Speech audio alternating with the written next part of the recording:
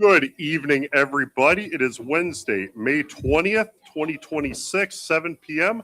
Let's get started with roll call, please. Mr. Andreessen? Good evening. Mrs. Briscoe?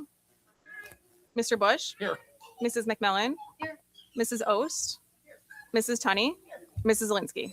Okay. Now, different tonight.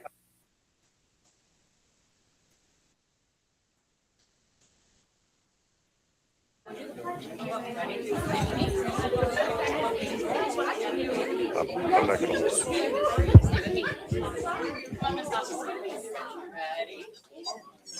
we're going to be facing our parents, so come on over.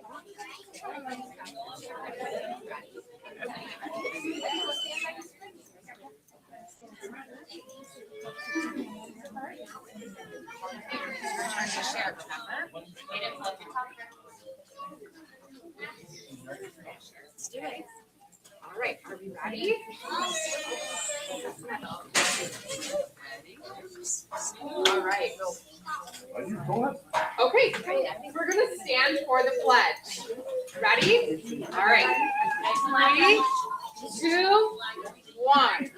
I pledge allegiance to the flag of the United States of America and to the republic for which it stands, one nation, under God, indivisible, with liberty and justice for all.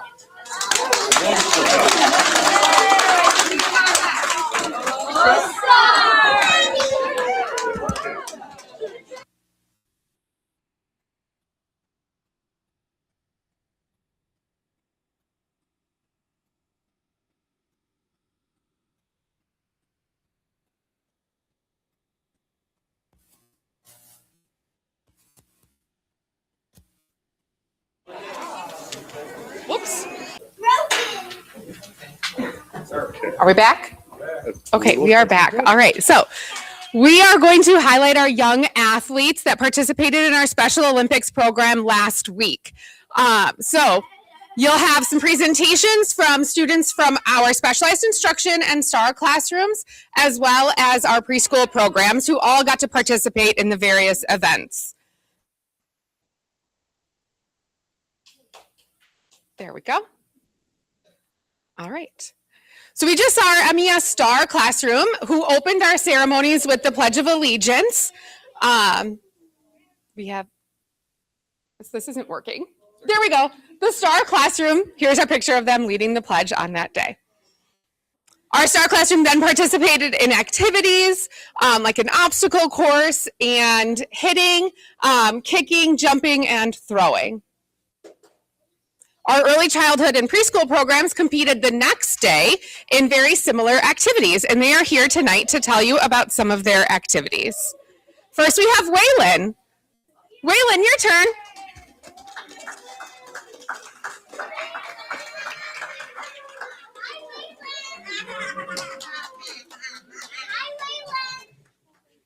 All right, ready?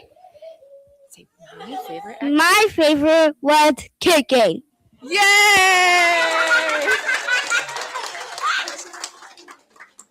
And we have Rose.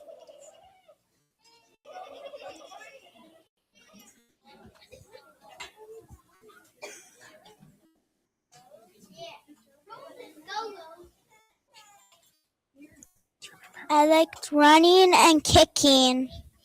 Yay! Good job. Rory.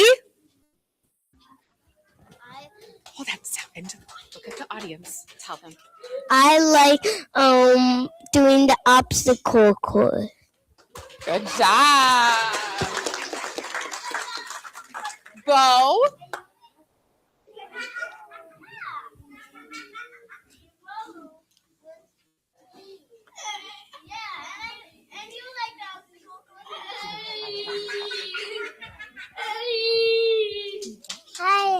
Hi. Hi. You're going to tell us what your favorite activity was? Hi. I like throwing the ball. Good job, Bo. Thank you. Aden.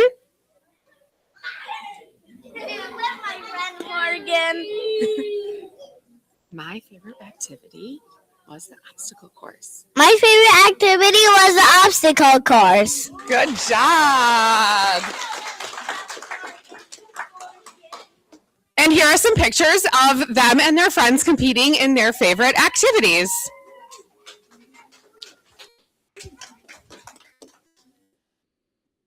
On the day with our STAR students, we also got to be joined by our MIS specialized instruction, who participated in the activities as well. And we have Gio here with us today to tell us about his favorite activity.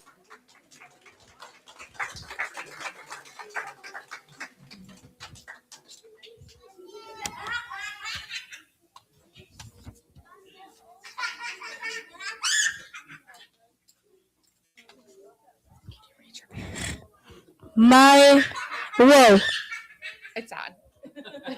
my favorite my favorite activity activity was kicking the ball the ball into the net. into the net. Good job, Gio.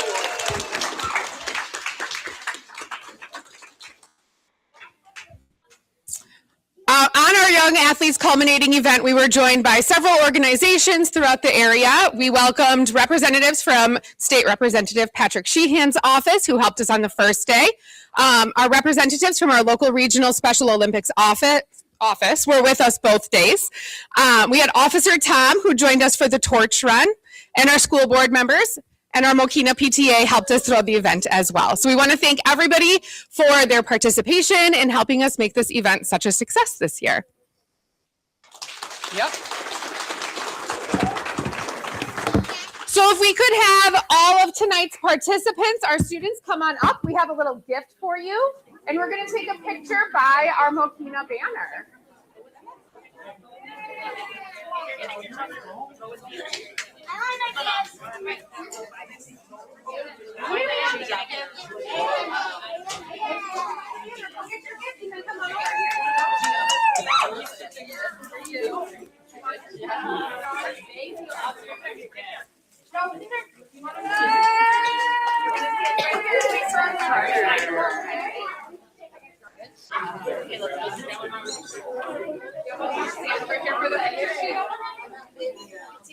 Rachel, are you doing pictures? Or do you want to get in? Okay. Thank you.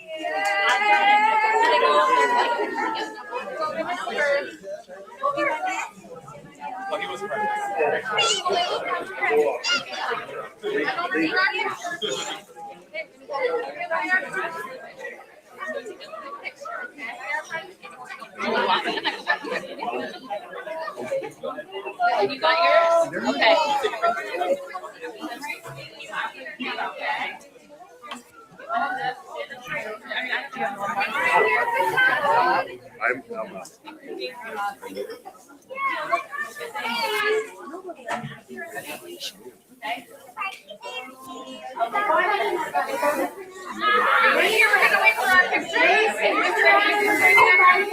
Mr. and Jason, would you like to join? I'd be happy to join it for a picture.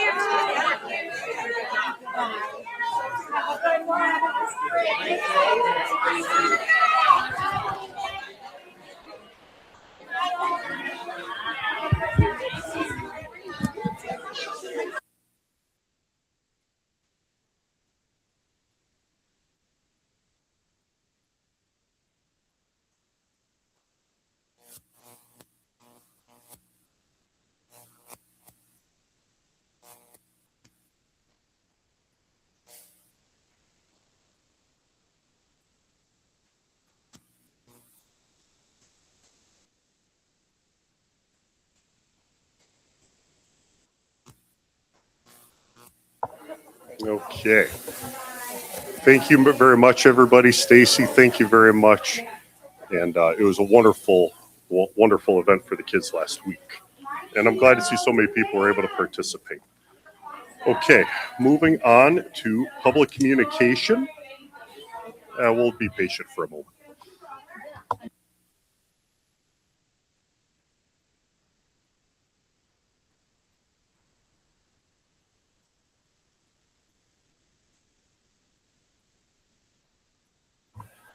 Okay, moving on to public communication. Each speaker will be limited to 3 minutes. We have 2 public speakers tonight. Tessa Quinlan, you are up first. Here's your moment to see that. So, and honored to follow those athletes. Hello and good evening. My name is Tessa Quinlan. My oldest son, who was a special services student of A43 back then, is now aging out from Lincoln Way 10 transition program in just 6 days. But most of his programs were there within the 159 buildings. I come here today as a huge supporter of Mokena 159, who only wants special services department to succeed. My advocating started way back when Mr. Bob White was superintendent and continued through till now. I've had numerous private conversations with previous supers, directors, some of you board members, principals, past and present directors of special services. My reason for coming today was sparked by a conversation that I recently had with Mrs. Troiley at the wheelchair basketball event about how much Mokena has grown. And as much as I agree with her, I do have some debate. I wish there was more credit given on what's been happening within department to parents who have advocated for this change.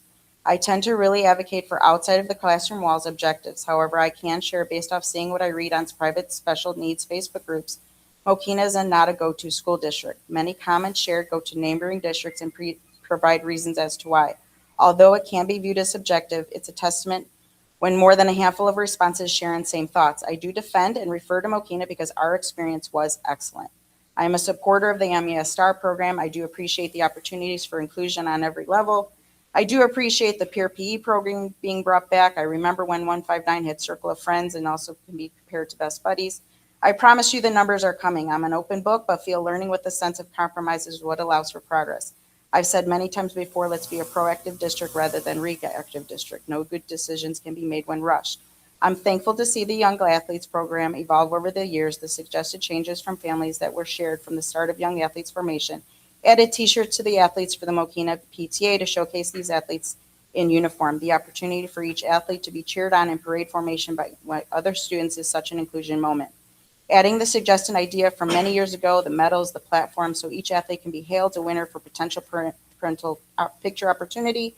These moments are huge for families. Thank you to all who made it possible. As board members and administration here today, I encourage you to listen more, truly listen to the suggestions. I'm not suggesting to incorporate each idea, but suggestions can be reviewed and viewed as ways to take our special services to the next level. Being included on the newly added Parent Advisory Committee is a form of inclusion on the adult level, but needs to include all levels of interest. Special services is going in a great direction for the best interest of the students. I am today in a full circle moment because this is where my son started and now has become a young man who was given such great foundational skills in becoming the best version of himself today. I thank Mokena 159, my son's past teachers, therapists, paras, extremely important to my son's success, including the bus drivers. My family would not be the family we are today if it wasn't for my village, and I include 159 as part of my village. I just really ask that you stop, listen, and understand that when ideas, suggestions are made, it's not because we live the life, a life many of you don't live 24/7. Advocating for our children is a lifelong commitment. Thank you for your time. Thank you, Tessa. Thank you for coming. John Jones, you are up. Please pass these to Kelly Lynn. Thank you.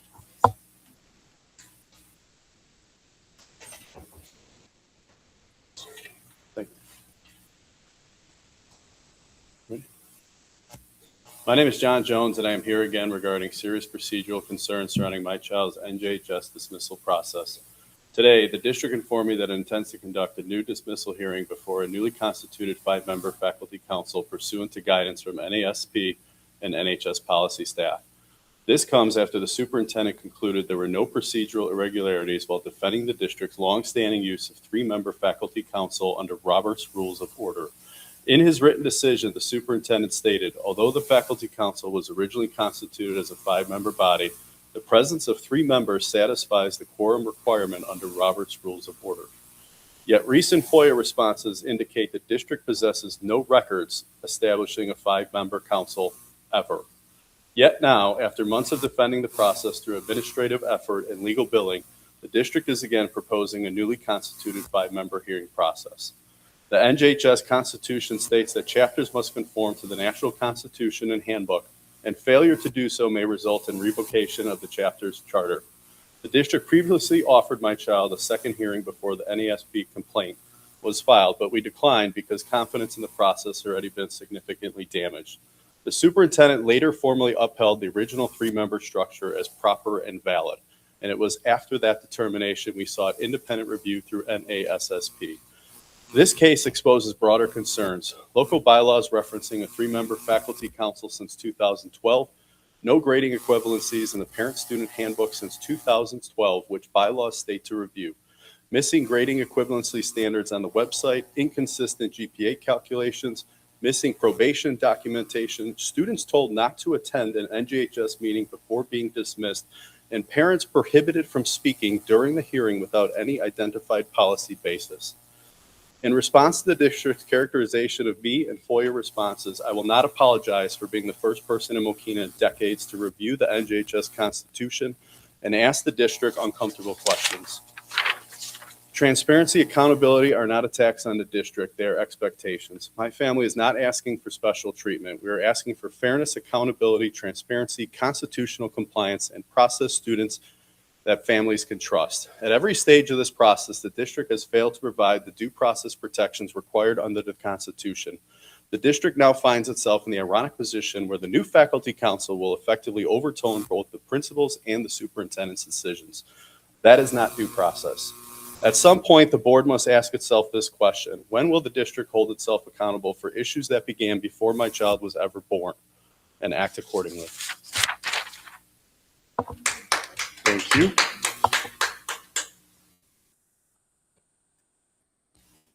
Staff communications, anything from MTA? MCSA? Okay. Presentations, we're going to start the capital improvement plan. Thank you, Mr. Andreessen. With us tonight, we have our presentation presenters for the capital improvement plan. We have Dan Critter from Wold Architect and Jesslyn, and I don't remember your last name. Kelly. Jesslyn, easy as that. Jesslyn Kelly from Wold. Dan has been our architect for a number of years. I'm going with 5 maybe.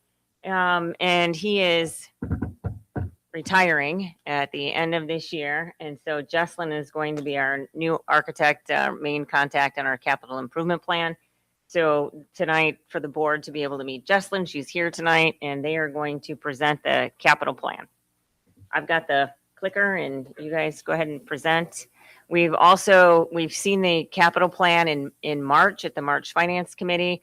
So the board had the opportunity at that point to submit written questions, and they were discussed, and written questions were answered. We'd also discussed at the March Finance Committee meeting.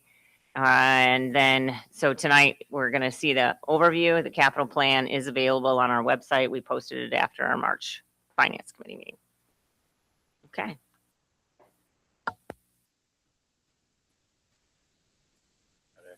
Thank you. All right. Thanks, Dr. Shaw, for the introduction.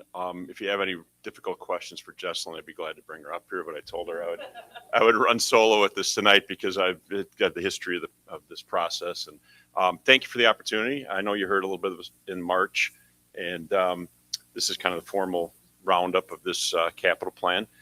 So the process is the same. We've done this now for 6 years.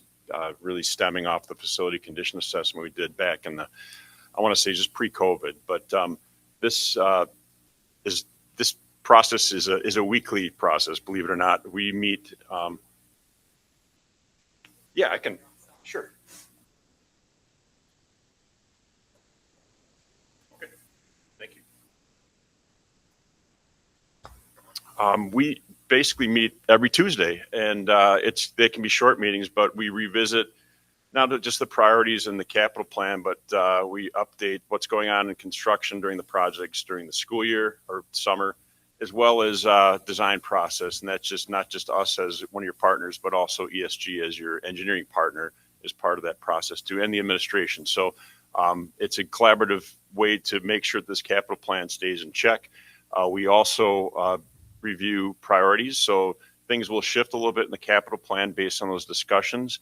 Sometimes we'll add something to the capital plan too that becomes a priority that maybe wasn't on the radar when this was originally developed. And then also the process of making sure that we hit your bottom line on an annual basis, that we're merging projects to align with whatever dollars are available for that school year. And we know it's a pretty steady number, but there's always ebbs and flows, and we continue to do cost estimates during the year too to make sure we're not seeing fluctuations in numbers and estimates. So they keep that on track when we're getting up to the bid date and into construction. So that is just a reminder of the process. The next page just simply gives you the stats on the building. It's kind of a standing component of this for those that are entering this process for the first time. And then the list at starting with the elementary school is getting long. We're actually on a 2-page now. So we've gotten a lot of work done all under the umbrella of warm, safe, and dry. Those have been the priorities from day one. And the list here this is tracking back from 2021. But into this current past year now, we've there's 9 projects that were knocked off the list. More unit ventilator replacements. Can't see that. Fire alarm panel replacement. That happened at both MES and MIS. Flooring, and that happened at all the schools, a little bit at every school last year too. A lot of roof restoration. That'll be a continuing theme going forward in the capital plan, just to catch up on those warranties passing now, and the roofs all need attention at different levels. So that'll be something that the district will be facing for a few years, is to knock off the priority roof areas. I know internally there's been some things that the district does on their own, some painting, a few of the projects that Dave Rana takes charge of. We don't have a lot of involvement with that, but he does a great job getting those knocked off the lists too, as well. And then the district office flooring replacement was really the last thing that we had involvement with. Things that are on the horizon for this coming year are additional roof replacements, as I mentioned, classroom window treatments. So we'll be adding shades at all the classrooms, and that's throughout the district this coming summer. That just adds just functionality, but also a level of security enhancement too for those classroom spaces. A little bit more flooring, and then the district's running with some seal coating at some of the parking lots that are needed that. And then we will be conducting the 10-year health life safety survey at both MES and MIS this summer, with the goal of having that wrapped up by the end of the year. And that's something that we'll bring back to the board probably early fall to make sure that you have an understanding of the items that we're flagging that fall in the 10-year health life safety survey. That's actually on the docket tonight for approval for us to move forward on that. So those 2 buildings come due in 2026. So we're just staying ahead of that deadline. And it's a 10-year cycle, but it's not heavily policed by the ROE, but it's something that you want to stay up to speed with, just because those are typically items that are falling out of compliance, whether it's something that, per our view, you had a different architect do this 10 years ago. We might have a different little set of eyes on something, but for the most part, it's things that might have fallen out of compliance from the 10 years back. So that's our starting point. Then we continue to build on that as we go through and field verify those 2 buildings. The junior high was done a little over a year ago. And then some things that are on the horizon over the next 2 to 3 years. And if your mind, the group as an appendix to this, we won't spend a lot of time on it tonight.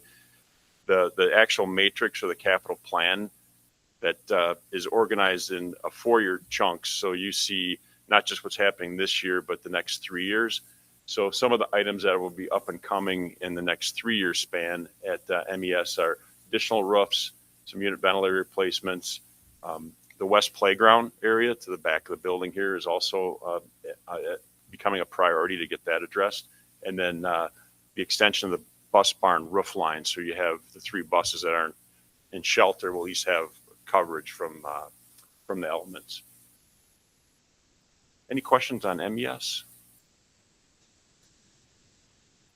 A similar story at MIS. A lot of work happening at that building, a little smaller building, but there's still, we had a few projects there this year, the fire alarm panel replacement, some roof restoration, and then the district took on some painting in that building too. So a little lighter summer than the last couple.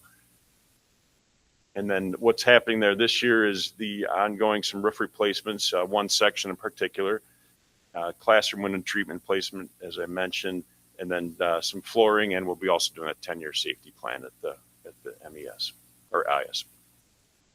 On the horizon then is some of the sinks and areas around the sinks and the cabinets in the classrooms are becoming due for some upgrades. That's something that the district can certainly take on their own. It'd be kind of a select process of which ones need that attention. And then roof replacements will again be ongoing. So each year the district works with Tremco to kind of find out what are the priorities, what are the problem areas in the roof. So it takes off section by section. So it's in affordable chunks that you can address in each summer.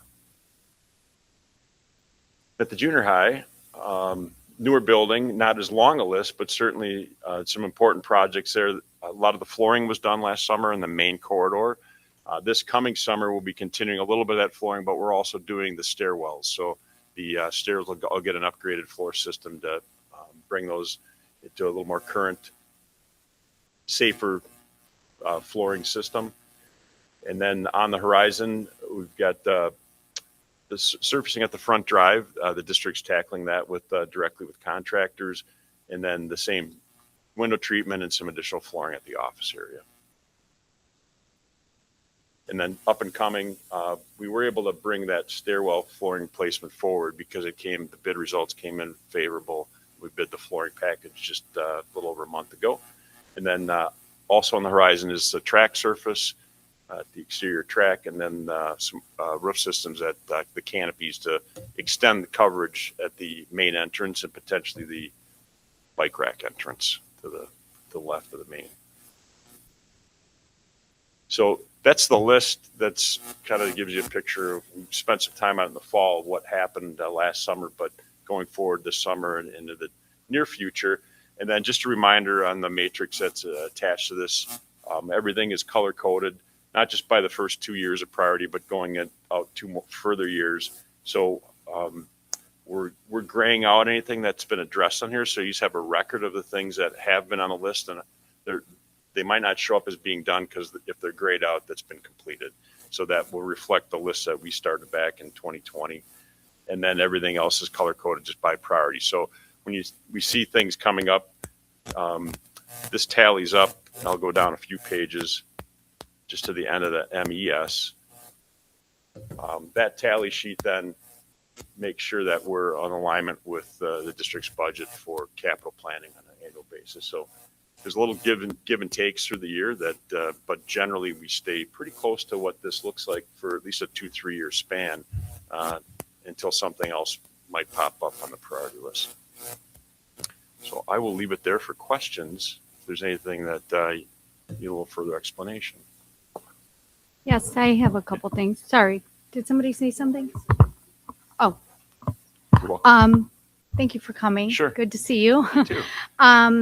Sorry, I missed you at the finance committee meeting. I just have a couple easy questions probably so the life safety review that you just mentioned, Yeah.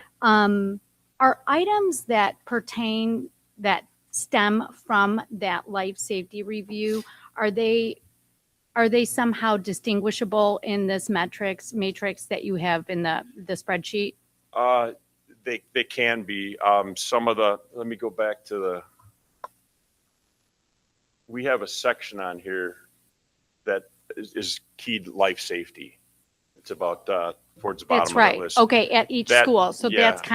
that's what is point. So when we look at the life safety review and we look at this, it all makes sense together. It should. So this is really the kind of the continuation of your last life safety report.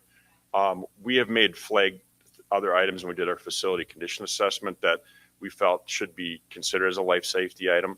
Some of those get prioritized and some of them there's not an immediate need. It just depends on the urgency and the safety factors that attach to that.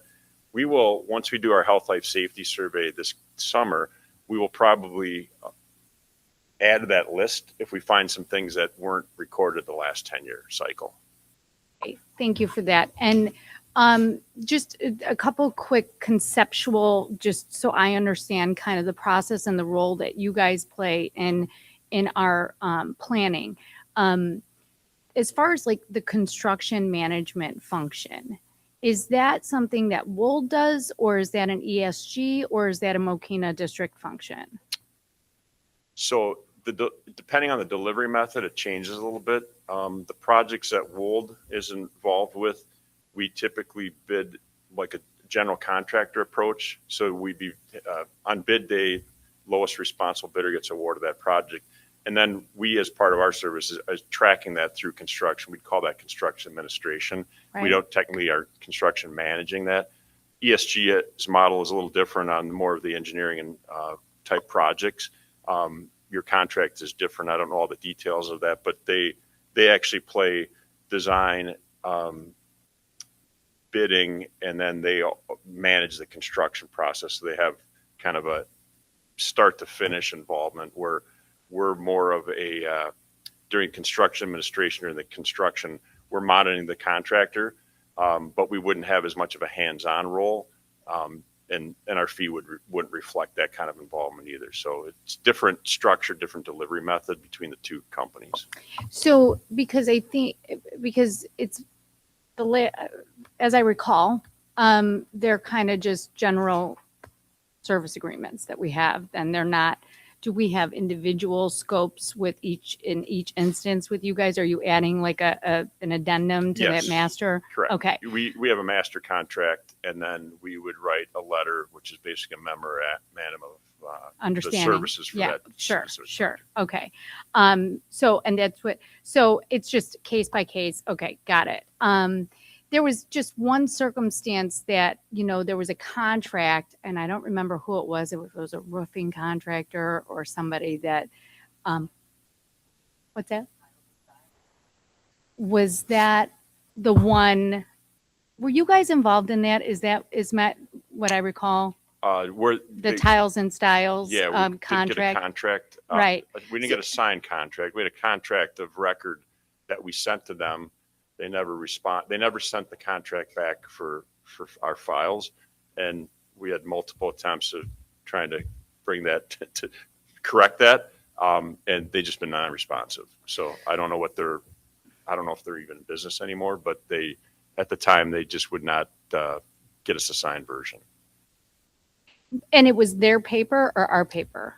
We create the contract based on the AIA document, which is basically qualified in the bid documents. Right. So they're bidding it. It's all AIA. Yeah. So is that something that you would have expected that your office would, or is that, I'm just confused at why that didn't happen. And if this is something that, should be for us to, if I don't know what was gleaned from that. It just struck me as odd. That's why I'm asking is like, what is your role and who is supposed to be doing this? It's very unusual not to have a contract because that's the basis of their agreement with the school district. They performed the contract. We pestered them for that documentation, but we didn't want to slow the project down. So we needed it done over the summer. So the project went forward as we continued to ask for the paperwork behind that. That just wasn't a paper. They weren't very responsive on the paper side. They were a responsive contractor in the field. I would say that, but they just were a little loose on the paperwork side because they hadn't gotten a pay request to close out the job for 9 months. Till after the job I know was that's closed what out. sparked the whole thing. Yeah. And so I think that was just a symptom of the way they operate. Right. It certainly is a red flag for us on future projects, but we typically wouldn't let them start the project without the contract. Sometimes these summer projects, so if we slow down for something like that, knowing that they're going to perform, we're getting their documentation from shop drawings and all the other things are coming in. We wouldn't want to hold them back because the district it could be a problem with the district getting the project done. Well, and that's fine, and I understand that. But at the same time, if the district doesn't have a contractual agreement with people that are doing work on our property, it opens up for other potential liabilities that, you know, we need to understand probably, and accept. And so if our assumption is that these contracts are getting signed and executed and you guys are managing that, then I would just say that kind of communication and awareness would be good. And then not having that line out so long to where now we're in a different fiscal year and it's just like, you know, not, to me, it wasn't managed, you know, it's not how my experience, I know it's different, but anyway, the third thing that I wanted to ask is, it's my understanding that when the referendum was passed, that one stipulation as far as taxpayers' agreement to the referendum was a master facilities plan on an annual basis be updated. When I see this capital improvement plan, I see it as being different from a master facilities plan. And I'll give you an example of how I am looking at that. And I'm not saying, you know, this is just, and we don't have to talk, you know, this is for another day, but I'm just offering this up. And I did bring this up a couple months ago when it came to the finance committee meeting. With the flooring and the roofing and tracking the last time things were done, when was the last time my air conditioner was replaced? When was the last time, what's the age? What's the life? What's the warranty? All of those things to me would be contained within a master facilities plan that you are using in part to develop your capital improvement plan, right? So both serve a different function, but they're used together. And, you know, quite frequently we're looking at updating things, updating flooring, updating whatever. And one of the questions I always ask is, when was the last time it was done? What's the age? You know, and it seems like we're like trying to track down that information. I mean, I think in the last one, it was like, oh, somebody remembers, you know, and it was like, but to me, if we had a master facilities plan that had all of that tracking built in, and we used it in conjunction with this, that it would make your life easier. I mean, and maybe less surprises when it comes to things breaking or anyway, it's a hole for me to not have that master facilities plan, and it's a struggle for actions that come before the board without having something to reference. So I'll just say that, and maybe that'll be something you inherit. I don't know, but those are my three thoughts, and thank you for coming. Yeah, for sure. Yeah, I can give you a little bit of kind of qualify that we would be able to help you with the last 5-6 years. We'd have a pretty good understanding.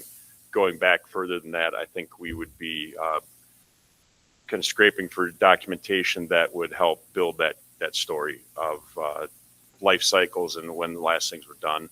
A lot of things we do, we reference your existing drawings to see when something was done. That's probably our best basis. And we do that as much as we can. We're start a project, we're using that as a template to build our documents, basically. We've certainly done what you're asking. There's a heavy inventorying process to do that, to go and field verify all those dates and things. And a lot of it is speculation. We get what we can off of a piece of equipment, things like that. So Yeah, it's you just have to something that's look at certainly it. a service we can provide.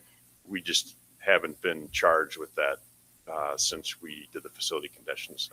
And this is something that, like I said, when we look at when that referendum was passed and the verbiage, you know, it doesn't say capital improvement plan. It says master facilities plan, and it says master facilities plan updated on an annual basis, which I think is a need for us to help manage this capital improvement plan. I feel like it's a missing piece. So, Bob, that's just something to consider in your, especially with the financial situation and in planning.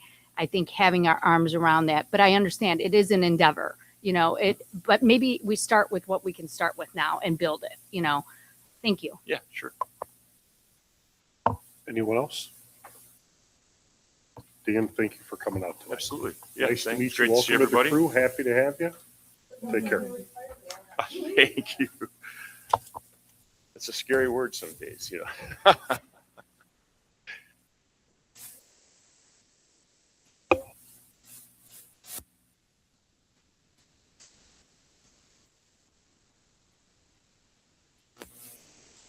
Okay, Terry, Fund 21, all yours. So going hand in hand with a capital improvement plan is our O&M referendum analysis. We also went through this at the Finance Committee. So per board policy, we have to do 6 things. We have to have a current fiscal year's proceeds, what we spent last year, what we're doing this year, the status of our projects, what we're going to do next year, and then our updated master's facilities plan. That is in our board policy 435, the limiting rate referendum. Our identified expenses are really kind of sums it up with what Dan said was warm, safe, and dry, and that's been our priority over the last 5 to 6 years. So number one, our current fiscal year proceeds. We're in FY26, which is based on the levy years 24 and 25 with a referendum levy of 0.3. So we have proceeds of 2.4 million, a little bit of interest income, and a transfer of 100,000 for total revenue of 2.5 million. Last year's is also reflected on this slide. Our 3-year revenue projection, so you can see that it's just a little bit of a step up based on our assumptions of a 2.7 CPI for, I guess that one's not an assumption, we know that one, and then 2.5 going forward. The expenditures of the proceeds during the previous year. So this is from our audited expenditures in FY25. We spent $3,104,860.60. So this is based off of our audit, and we reconcile down to the penny.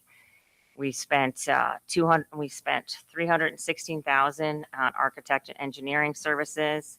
We spent almost 1.6 million on building construction, 231,000 on services, repair and replacement, and we spent 835,000 on asphalt and concrete, and 123,000 on security. All of that is reconciled, and then looking at it by building, the district a little bit, MES at 1.5 million, MIS 762, and MJ at 776.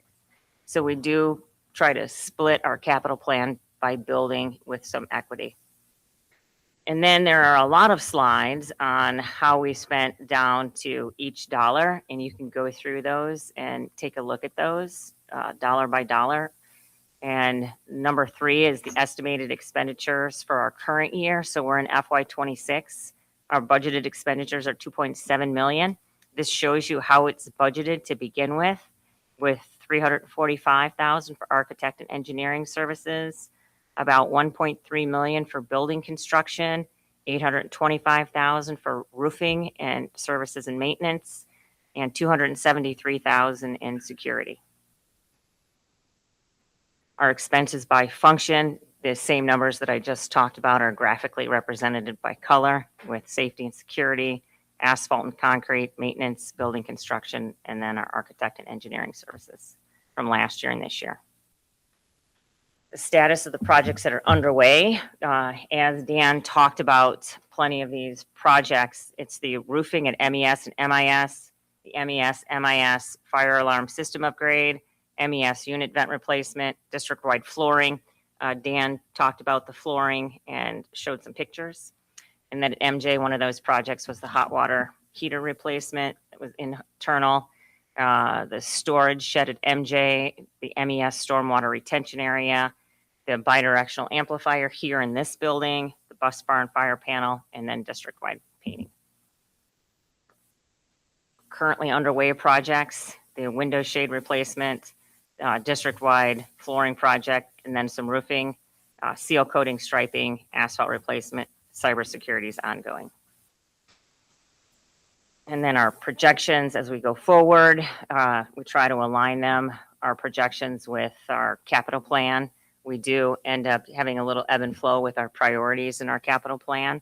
We do try to stay Some years we've got fund balance, so we'll see larger expenses. When we see the expenses come down, that's our baseline budget. When we've had fund balances, it does look like there's more expenses. Our fund balance projections. Blue is the fund balance. So you can see blue above the zero line. Orange is the change in fund balance. And so you can see, like, for example, in 2024, we had a significant fund balance. In 2025, orange dipped to the negative. That means the change in fund balance as we spent that fund balance down. And then in our outlying years, we're trying to align what our expected expenses are with our capital plan. And then number 5, the description for the next year. These are the projects that Dan also talked about. Our window blinds project, more roofing, the asphalt front drive, the life safety survey, flooring package, the seal coating, more seal coating. We also have in here looking at a Kubota for the MIS campus, a pickup truck, architect and engineering services, and then district projects. That's what next year's tax levy for the limiting referendum expenditures are projected to be. And then the presentation by Wolf. So maybe we did it backwards. But anyway, that's how we presented at the finance committee. Well, I think I might like it this way a little better. Oh, you know what? I was hitting it on mine. I'm so sorry. I'm like reading off of here because that's too far for me to read. There we are. All right, and that is the end of the Fund 21 update. It is also available on our website. We update this every year in March. And then, as Dan alluded to, once summer is over, we also do a summer debrief so we can talk about what we've done over the summer.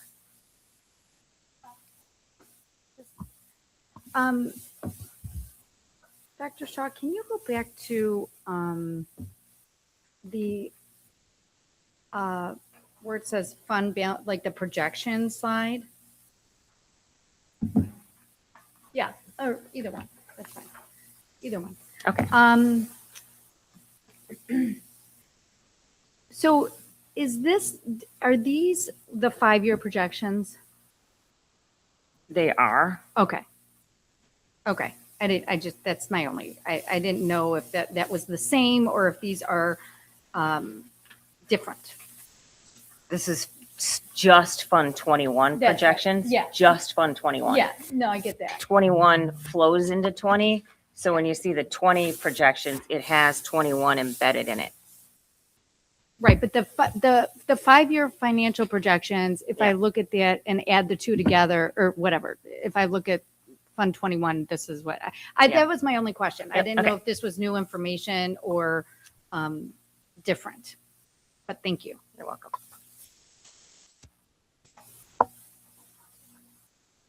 Not hearing any other questions. Let's move on to the next part.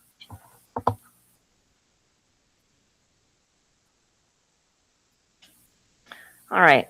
We also did this in the March Finance Committee meeting.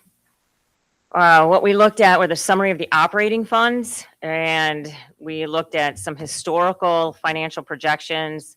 The budget for this year, our 11-year chart, 5 years back, current year, 5 years forward, and then the aggregate history, the assumptions that are built into the projections with the tax revenue, other revenue assumptions, expenses by fund. And then in the finance committee, we went fund by fund. Tonight, I'm just going to stay at the aggregate level to give the big picture of the operating funds.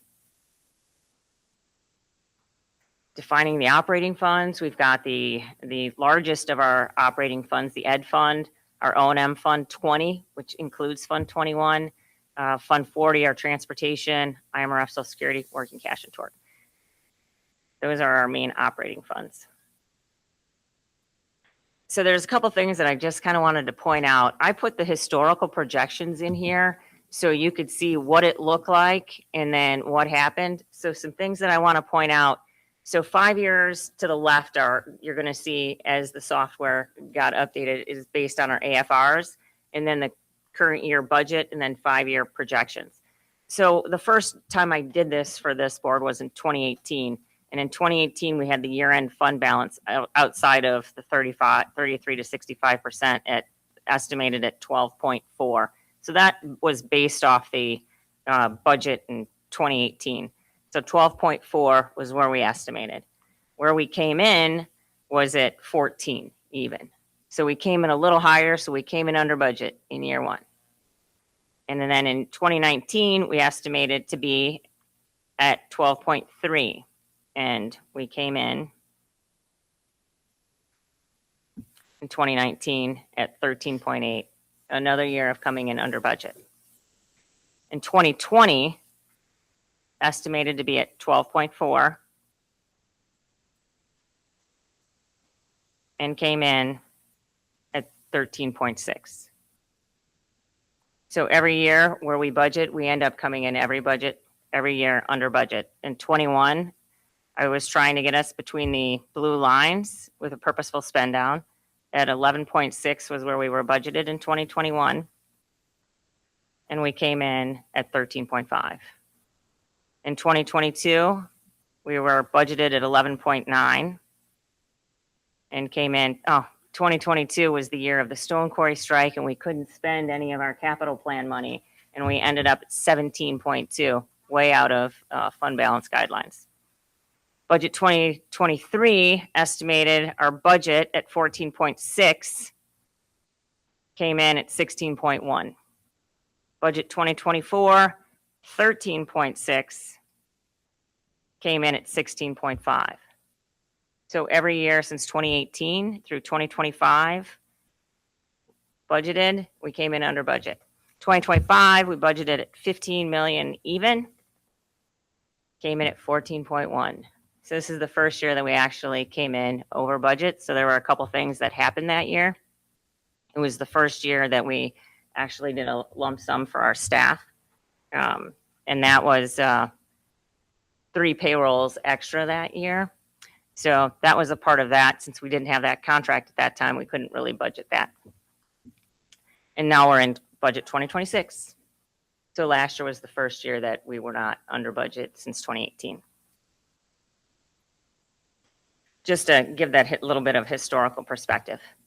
And then our aggregate history, this is just the same thing as the charts, except with a lot of detail for anybody that wants to go through the details. And then our current 5-year projections from 2026 to 2031.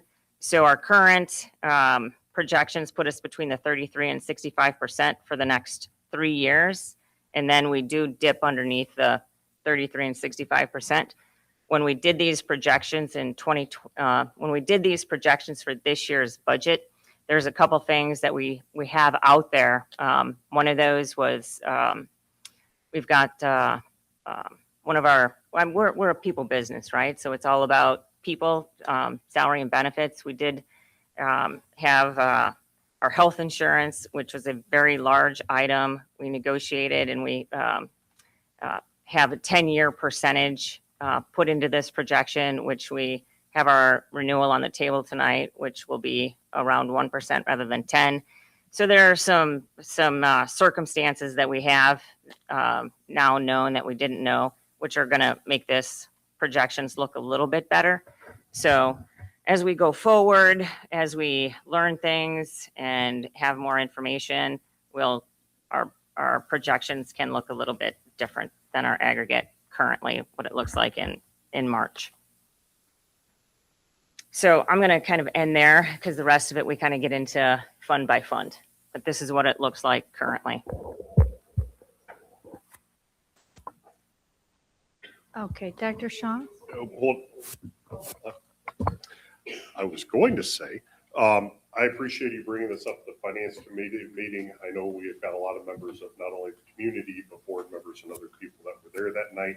And you guys took a deep dive in all of this. Mm-hmm. And I was the only guy in the audience, but I was watching it all. And there's a lot of good detail, and I appreciate it. And I know Eric was doing a great job working the meeting, asking all kinds of fun questions. And I'm just glad I was able to sit in the audience and listen. So thank you for that, Mr. Bush. Julie, you got my attention first. Go ahead. All right. Thank you. I apologize for not being able to be at the meeting, but I did enjoy a fantastic concert at the junior high that evening. So it won out, you know. I So, understand. If I'm going to compete against the band concert, I'm going to lose every time. I got a feeling. Two things, and you already made one of these points, is I wanted to mention that the budgeted 10% for insurance, and through negotiation that many people had a part of, the impact of the renewal is significantly less. And in this day and age, that was a major accomplishment. So I wanted to make sure that that was noted. And second, lump sum payout that you noted, Mhm. that kind of threw us into that deficit category. That was a one-time event, right? That's correct. Okay, I just want to make sure that that's an ongoing thing. Thank you very much. You're welcome. And last month in finance also, we went into Fund 20 and Fund 40, pretty much a deep dive into those two funds too.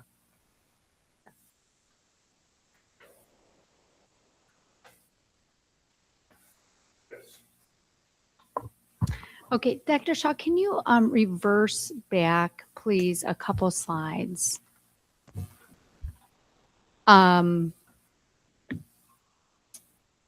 You know what? I'm sorry. I can talk to you about this after. Can you go back to the slide that you were on, the 5-year? Yes, this is the slide. So I just want to kind of point this out to the gentleman in the audience from the village.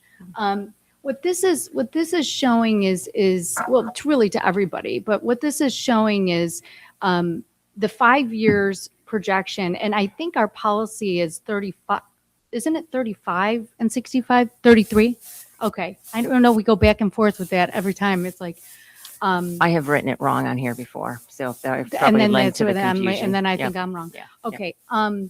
So, you know, our board policy is that we maintain fund balances between 33 and 65%. So Dr. Shaw, you correct me if I'm wrong, the lower blue line represents the 33%, and the higher blue line represents the 65%. So that middle green line is where board policy says our ending fund balances at the end of the fiscal year have to be maintained somewhere in between those two lines.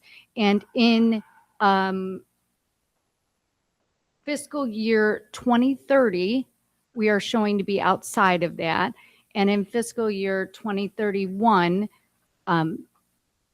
it's even lower, right? And then, Dr. Shaw, can you please go back to where you're showing, I think there was one of these slides where you were showing the actual number of the deficit, or was that the last slide? There you go. Okay. So here is where we see the actual deficit that we are facing. Our district is projecting for the next 5 years. And this year you could see we were in a $1.3 million our budget deficit. Next year, and you know, again, going out to that 2031, I can't read that, is what, 1.058? Yes, That the number? yes. So I just wanted to kind of highlight that so people know when we're talking about the TIF and we're citing, you know, what our projections are. This is the issue, right? We have fund balances getting out of budget while we have a projected deficit. They're two different things, but they're both playing against each other. And it's like, thank you, Dr. Shaw, for all your work. Okay. Anything else, guys? Hearing none, I would like to welcome two guests up to the table right here. We have two guests from the village. We have Terry Germany and Carl Buck, and they are here to talk to us tonight about the village of Mokena and the TIF district extension. And I understand that there's a slide. Yeah, we're loading it right now so people can see their presentation. Thank you for coming tonight, guys. Nice to see both of you. Thank you for having us. As you said, my name is Terry Germany. I'm a trustee in Mokena. All right. Mayor couldn't make it. He's on village business. He's on nice mics. We don't have these types. He's on village business, actually trying to attract more businesses to Mokena. On his behalf, he asked me to come and read a statement. So from Mayor Matenas about the Mokena TIF downtown. Good evening, President, Superintendent, and board members. On behalf of the Village of Mokena, I want to thank you for considering the village request for the letter of support for the proposed extension of Mokena Downtown TIF District. The village created a downtown TIF in 2009. We believed then, and we still believe now, that our downtown is one of the most important areas in the community. It's the heart of Mokena. It includes Front Street, our train station, our local businesses, redevelopment sites, and opportunities that are important to the village of Mokena. TIF has not always had an easy path. It was created during the recession, and the district lost value in its early years. That meant the TIF did not immediately generate kind of revenue needed to move redevelopment forward. But the village stayed with it. Over time, the downtown has recovered. The TIF has begun producing meaningful increment.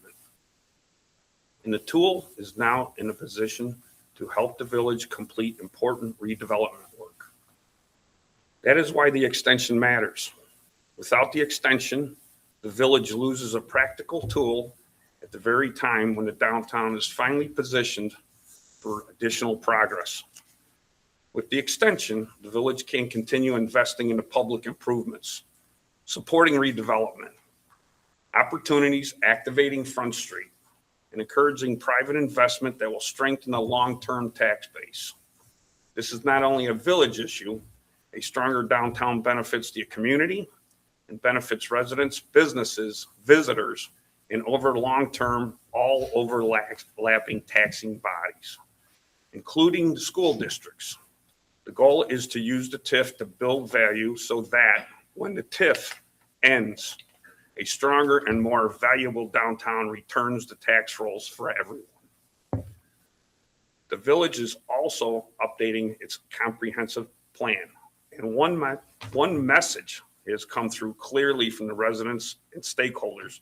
They want the village to be proactive about economic development, and they want to see continued investment in downtown. That is the same message that I heard when I was campaigning for mayor. Our residents want the downtown developed. The TIF extension directly supports that goal. The village has already received support from other taxing bodies, and we sincerely appreciate the willingness of District 159 to continue this request in a public forum. We respect your process and we appreciate your time. The legislative request for the extension is currently pending in Springfield. Your support is important to that effort, and on behalf of the village board and the residents of Mokena, I respectfully ask that you approve the letter of support for the Mokena Downtown TIF extension. Thank you, Mayor Matenas. Thanks, Terry. Proceed. Great, thanks. Mr. Andreessen, members of the board, Superintendent, appreciate you having us here tonight. I know we've had some dialogue with some of your board members, certainly you've had dialogue with your staff about this. I'll go through some information about the TIF and just talk about it, and then we can talk about the process. The reason we're here is when a TIF is created, it's a very local event. It's between the taxing bodies, and it's an agreement between the taxing bodies. State legislature doesn't have anything to do with it. However, under the TIF Act, if you want to extend it, then it's completely a state legislative decision, and other than getting letters of support, local authority really doesn't matter. Unfortunately, it should stay here in Mokena. But that's not the process. So what our state legislators want is a letter from our taxing bodies that says, yeah, we support this because we want this process to move forward. So that's why we're here. That's why we're asking for the letter of support. By way of the TIF, geographically, it's narrowly tailored to meet the downtown area. So it doesn't include property outside of what you see there in yellow. It's only those properties in yellow, and it was done principally to improve those properties. When money comes into the fund, so it's a special allocation fund that the village has to create, and when money comes into that fund, then it's controlled by the TIF Act. So the village doesn't get that money in its coffers. It doesn't go into our general fund, just like your funds are segregated for what you can do. The same thing is true for the village. When you create a TIF account, it's absolutely true. So it can only be used for public improvements. This started in 2009. Nothing really happened until 2014. when the village bought the old Therafin property. If you remember that industrial building on McGovney and Wolf Road, it was not only an eyesore, but an EPA hazard. I think the entire building was made of asbestos. And the village bought it, and the village improved it and tore it down, which was a big improvement. And they paid for the asbestos removal, and they didn't use TIF funds. So the village used their own money to do that in hopes that removing that eyesore and creating some action in that area would spur development in the downtown area. 3 years later, we got the Tribes building. And the picture you see on the right is the old building. Some of you might remember that it was a gas station. So that building had underground storage tanks on it. And the principal problem for developing that building was the old gas station. The owners of the building at the time were the Bergmans, and they did not want to pay for the EPA study phase 1 to be done. And the buyer wasn't willing to pay for it because the Bergmans were actually asking too much money for the property. So the village stepped in, and the village has its own redevelopment plan for the downtown area. And that's what the village uses then to do things like infrastructure. So the village did the EPA study, and that was about $25,000, and got the NFR letter, which is a no further remediation letter from the EPA, and made the property sellable. So the first project that the village had in the TIF district that they used TIF money on was to actually clean up that gas station so it could be sold and turned into the Tribes building. Tribes then entered into a redevelopment agreement with the village, which is an ordinance that gets approved by the village after a public hearing.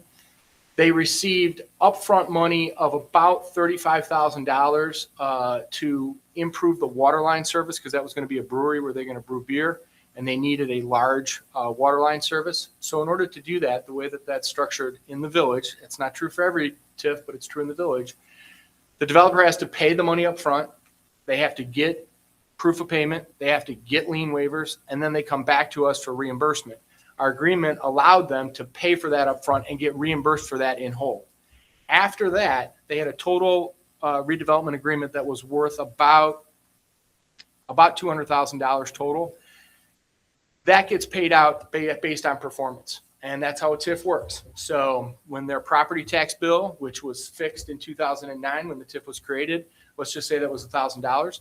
When they got done with their project and the assessor went out and reassessed them, let's say it went up to $5,000, they paid that $5,000 bill, and the increment was the difference that they got to then fund their development. And we set up in the village every TIF agreement to run on the property, so that if one agreement fails or a property doesn't get done, it doesn't take down the whole TIF.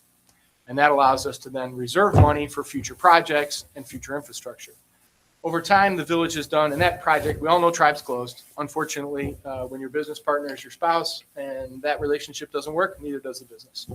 And the village had a safety net in that agreement that allowed us to terminate the agreement if the business became insolvent. So unfortunately, Tribes did become insolvent. We terminated the agreement. And as a result, we didn't have to pay out the remaining term and the remaining monies on the agreement. Oftentimes that doesn't happen. And so what you have is a developer that comes in, gets all the TIF money, builds the building, sells the building, doesn't sell the rights to the TIF, keeps the money on the TIF, and sells the building. We don't allow that to happen in Mokena. So that project is now back on the market. We've had some interest in it, and hopefully it'll pop again. The next project that came through was Zap Taco. Zap Taco was for residents of Mokena that might remember Hatch Hall. It's always been a facility of gathering in Mokena. And when they came in, they wanted to basically gut that entire building and turn it into a restaurant. Structurally, it needed a lot of work. This was not a big TIF agreement. The total number on this was about $30,000, and it was all infrastructure, so public improvements. So what the village looks for when they do TIF agreements are improvements that are going to run with the land or stay with the land. So we're not paying for awnings, we're not paying for paint, we're not paying for fancy signs. We want the stuff to stay with the building. So if you invest in our town and you leave, like Tribes, we still have a building that's now it's wildly useful to somebody else that can come in and buy it, and they don't have to spend their money.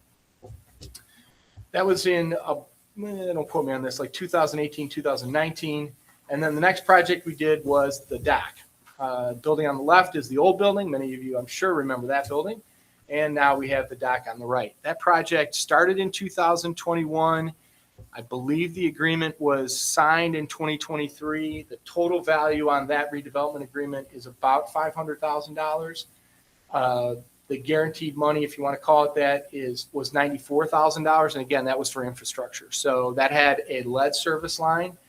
It did not have service line to the other part of the building. And because it was going to be mixed use, so restaurant on the first floor and apartments on the second floor, it had to have a sprinkler system. And so they had to have a separate water line to service the sprinkler system for life safety. And so the funds that were paid up front on that one, again, paid for by the developer, lien waivers, reimbursement, was about $94,000. And then that project is just coming on the tax rolls this year. So they'll have their first year where they come in, they show us that they paid their taxes. Then we get a statement from the county. The county calculates this, and then they tell us what the increment is.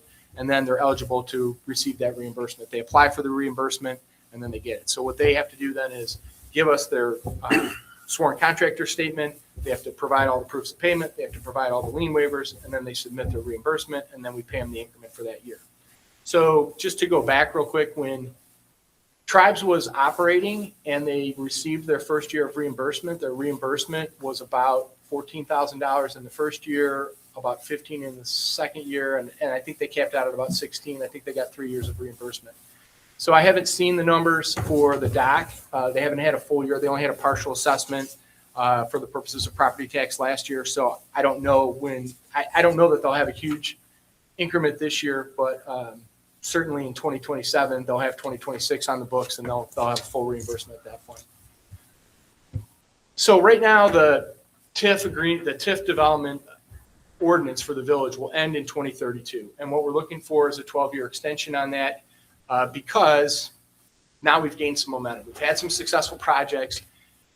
The historical EAV for the TIF, and the county provides us with this data, shows that if we didn't have the TIF, the EAV over the last, since 2009, would have increased about $43,000 for this geographic region. Because of the TIF, it increased to about $183,000. So we know that it's working. We know that it's creating value, and it's creating value not only within the TIF district, but a rising tide lifts all ships. So it increases the property value all around it. We entered into our comp plan. Our comprehensive plan is the long-term visioning and planning process that the village goes through. It's required by statute. We started that in 2024, got going in 2025, that will get concluded this year. And the overwhelming message that we heard from residents was, as the mayor said, we want a viable downtown. I mean, some of them actually used the F word, Frankfurt, and said, we want a downtown like Frankfurt. And we don't like to hear that because we like our downtown, but that's what they said. And, these are some comments. So this is an interactive map that we have up for our comp plan. If you go to Plan Mokena, you can go to the tab, and then you can pull down this plan, and you can see some of the comments. And it illustrates the majority of the comments are all around downtown. A lot of them are on Yunker, because a lot of people think the village owns Yunker Farm and the Park District owns it. And we don't have any control over what happens at Yunker Farm. But most of the comments are around downtown. And you can see that people really want us to, as the mayor said, invigorate downtown. And now we've got some traction. If you're watching the work session last week, we had another project come through just down the block from the dock. It's advertised by Brianne Vandenberg, and she's looking to put in a mixed-use building of restaurants on the first floor and apartments on the second floor. So we've got some traction. The problem that we're having is everybody looks at the TIF and says, hey, with 6 years of life, and if I do my project in 2026, I'm not going to get my benefit until 2028. I really only have 4 years on it. It doesn't really warrant, doing a project. And projects like this really do need public infrastructure support, because you're talking about not only, in many cases, tearing a building down, but in the case of the dock, where you're going to have adaptive reuse, or tribes where you're going to have adaptive reuse, because you want to preserve some of the history of the town, it becomes very difficult to do unless you have some support. So in the comprehensive plan, we're working with Michael Blue from Teskin Associates. Teskin Associates is a planning firm. Michael himself is a senior planner. He's been on the public side, so he's been a community development director in towns. Now he works for Tesca. And his direction to the board was, you have to do the extension, because it is the number one tool that you have for assisting redevelopment in your downtown. Without a TIF, most of these projects can't happen because banks aren't going to fund them because there's too much risk and the numbers just don't match up. Or the developers say, I'm not willing to put down that much money, to do a project in a town that, may or may not work. So when it comes to doing public infrastructure, that's where the TIF can support that. And we have a vehicle for doing that. So it is a very, as Mr. Blue says here, is very much a community-driven partnership because everybody is saying, yes, we're going to play the long game. We're going to invest like any investment. You take money from a pocket that you might be able to spend it and you put it in another pocket and you say, I'm going to save that for tomorrow because we want a long-term investment. We want a better community. And what Mokena has realized through what the village has realized, through the comprehensive plan process is many of our residents were very pleased that, for instance, Mokena's water, we're on Lake Michigan water. Some of our towns around us are not on Lake Michigan water. And Joliet right now is looking at, probably $1 billion investment to get on Lake Michigan water. The village has paid off its bonds and it has no debt and the water rate hasn't increased because of it.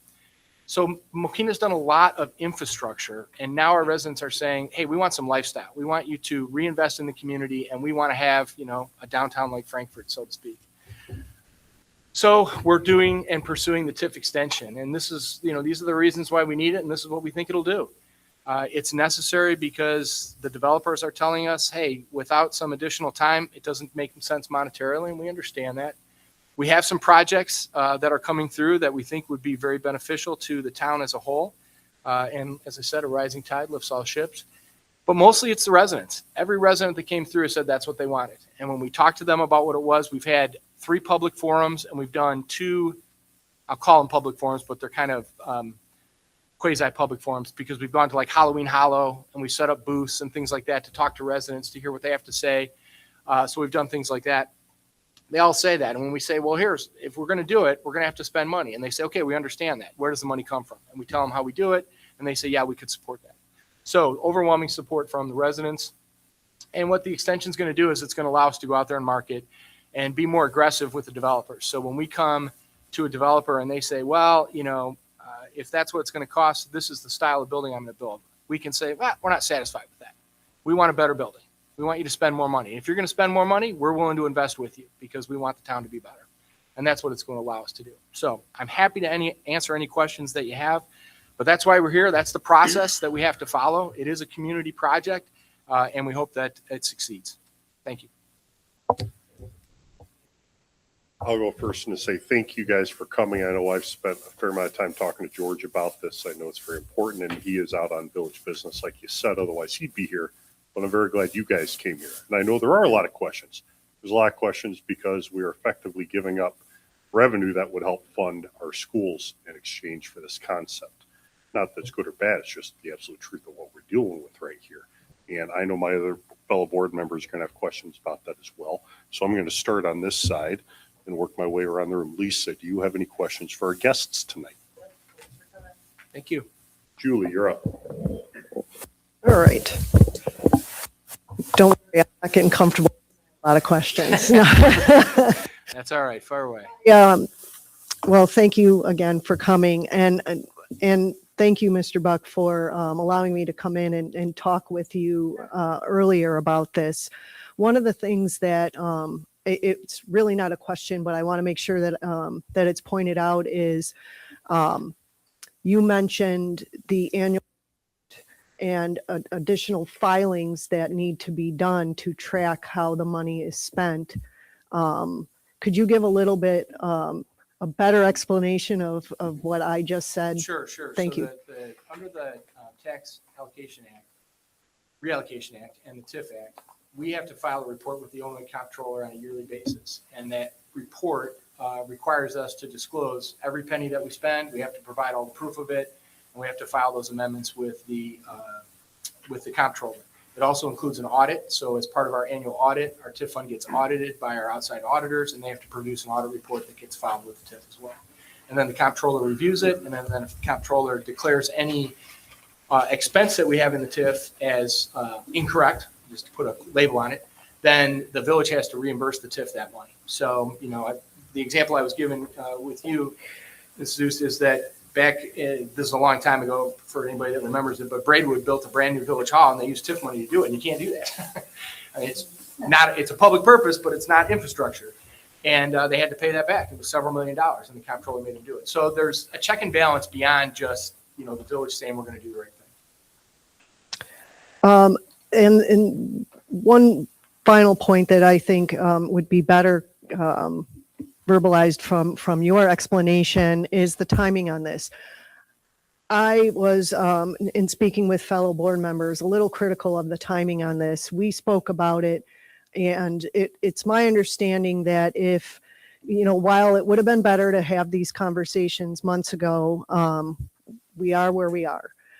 But if this doesn't move forward with the spring legislation or the legislative session, essentially then we're waiting another year. Could you speak to that, please? Yeah, that's what we've been told by the state legislature. They apparently they do this once a year. And I don't know a whole lot about how the state legislature works, but in the spring legislative session, they propose all their bills.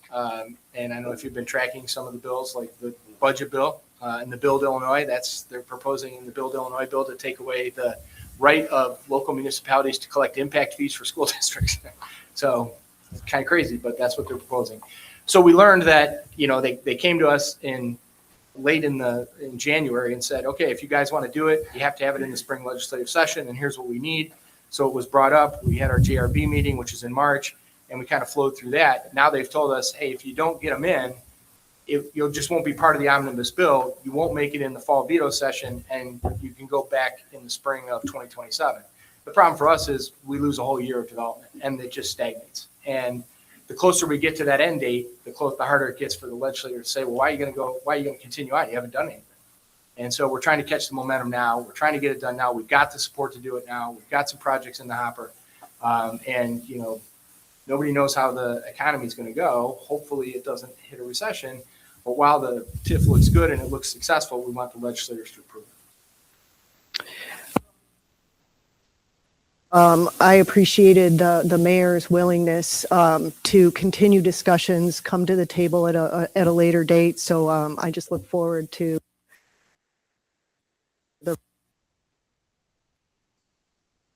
Absolutely. Yes, ma'am.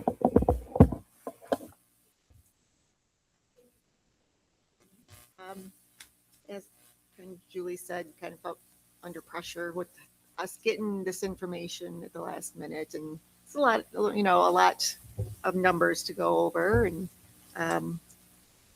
with me being on bills this month, I did have a discussion with Dr. Shaw about this, so she made me feel so much better about it and about where we're at with this. So I appreciate you guys coming in too and giving the history of the downtown area that you did, because I've been in Mokena since 2003, and I've seen the changes down there.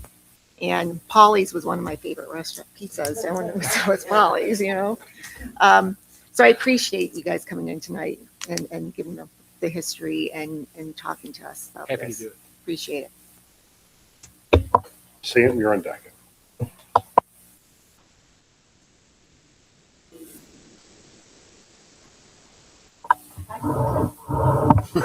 You're on. Sorry, Lincoln, I broke mine. I just want to say thank you to you guys. Between all of the trustees, Mr. Buck and Mr. Matanius, I am fairly certain that every single one of us have taken quite a bit of time out of a lot of your schedules to explain all of this. I personally had a conversation with quite a few people involved and made it so much easier to explain or understand. I should say you guys explained it so that I could understand it. So I just want to say thank you for that. You bet.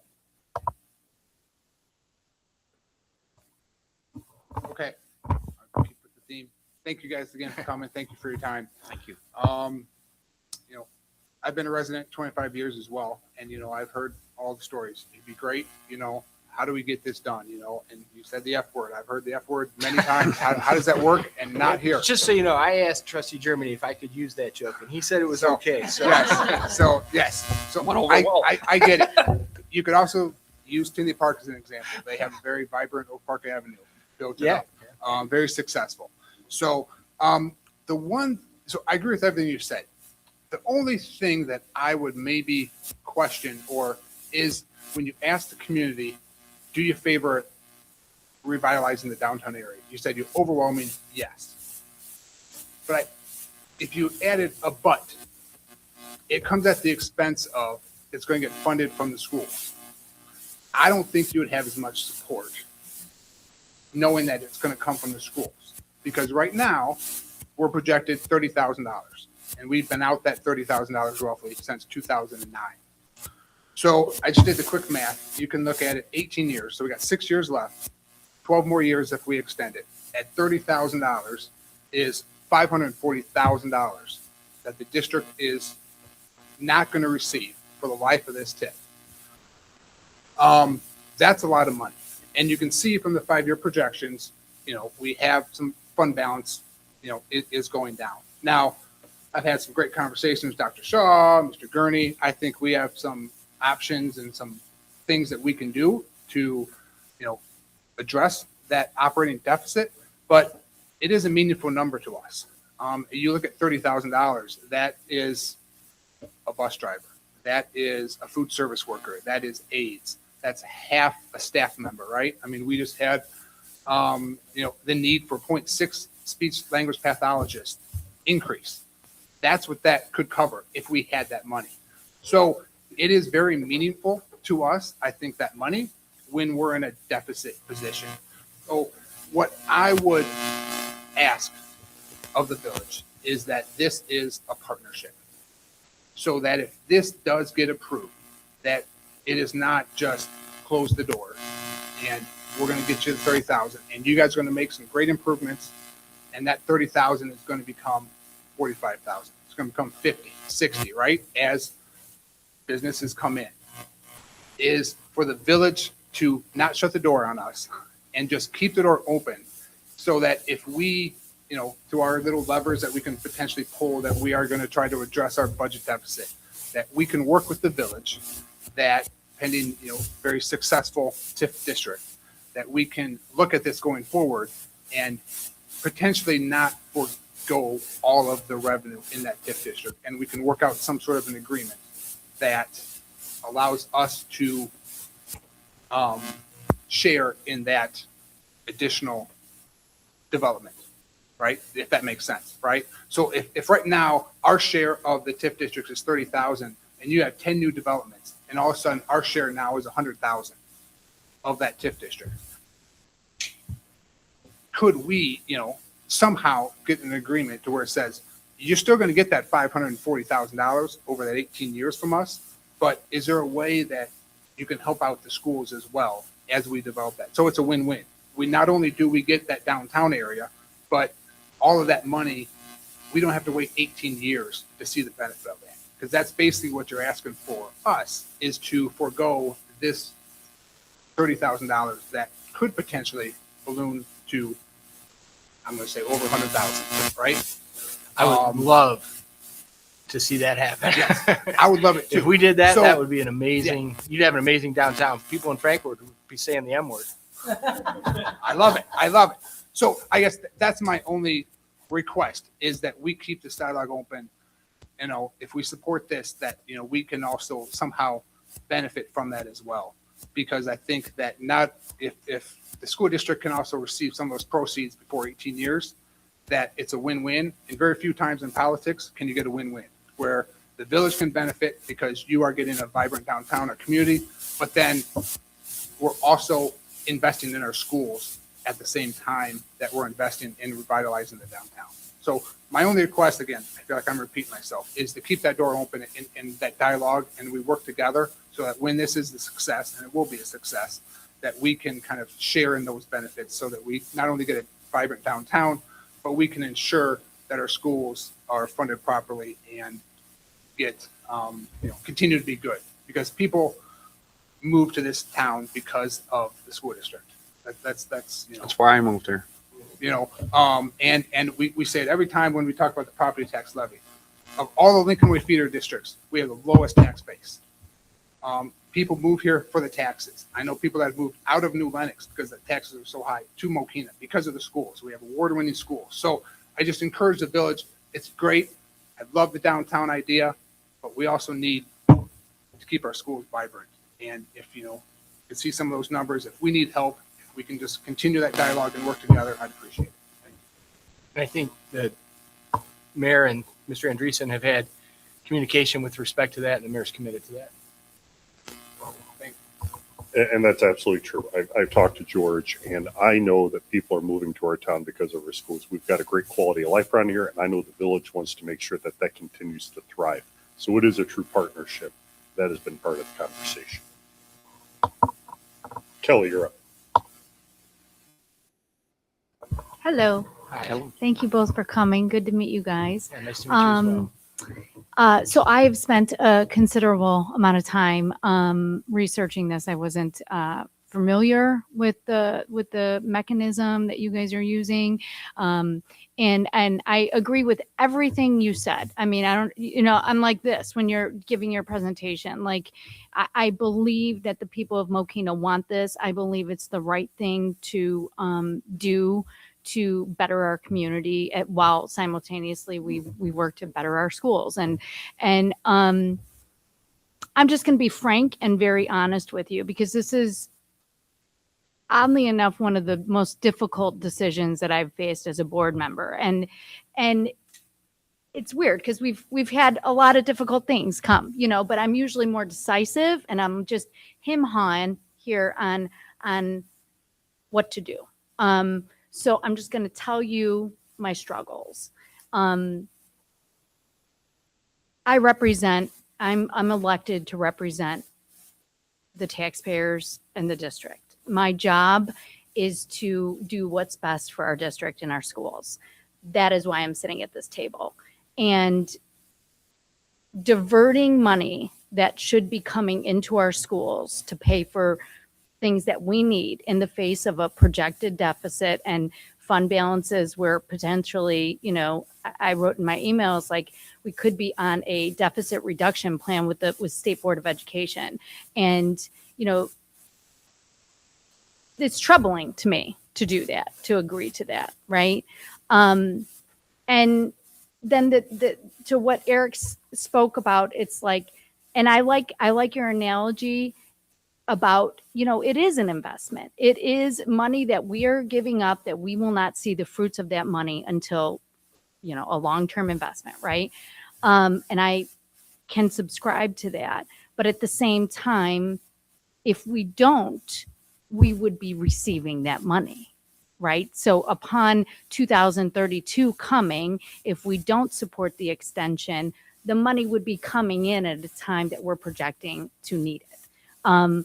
So I have that kind of weighing in on my mind. And to what Eric said is like, do I believe that the taxpayers in Mokena, while they support development in downtown, would they also support diverting money from the school district to support development in downtown? I don't know the answer to that, and that's why I struggle. So, I think at this point, like, this is very helpful, this presentation. To me, negotiations happen before an agreement is made or while an agreement is made, not after something is provided. So I would hope that we could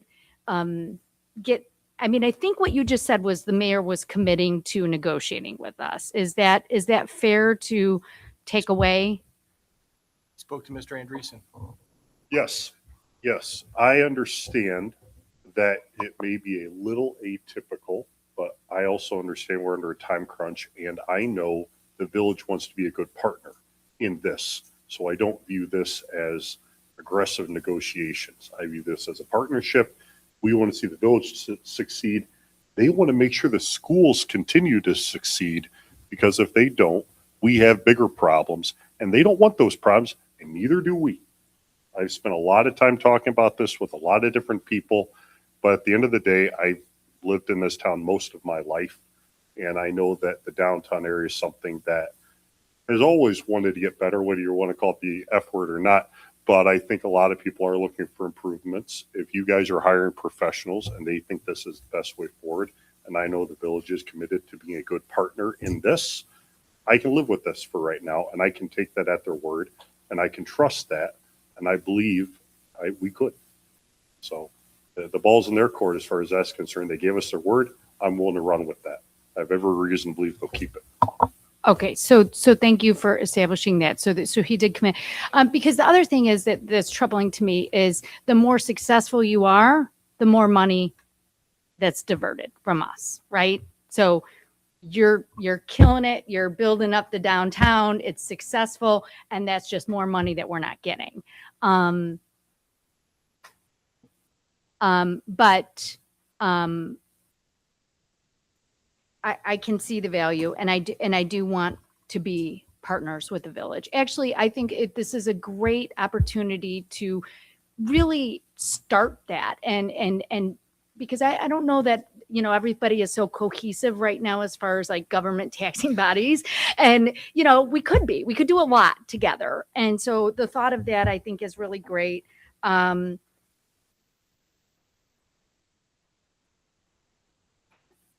That's it. Thank you, gentlemen, for coming. Thank you. Appreciate you.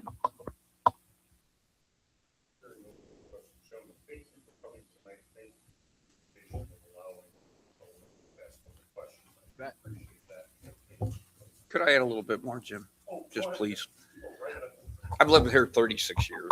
I moved here in June of 90. I built in Mokena.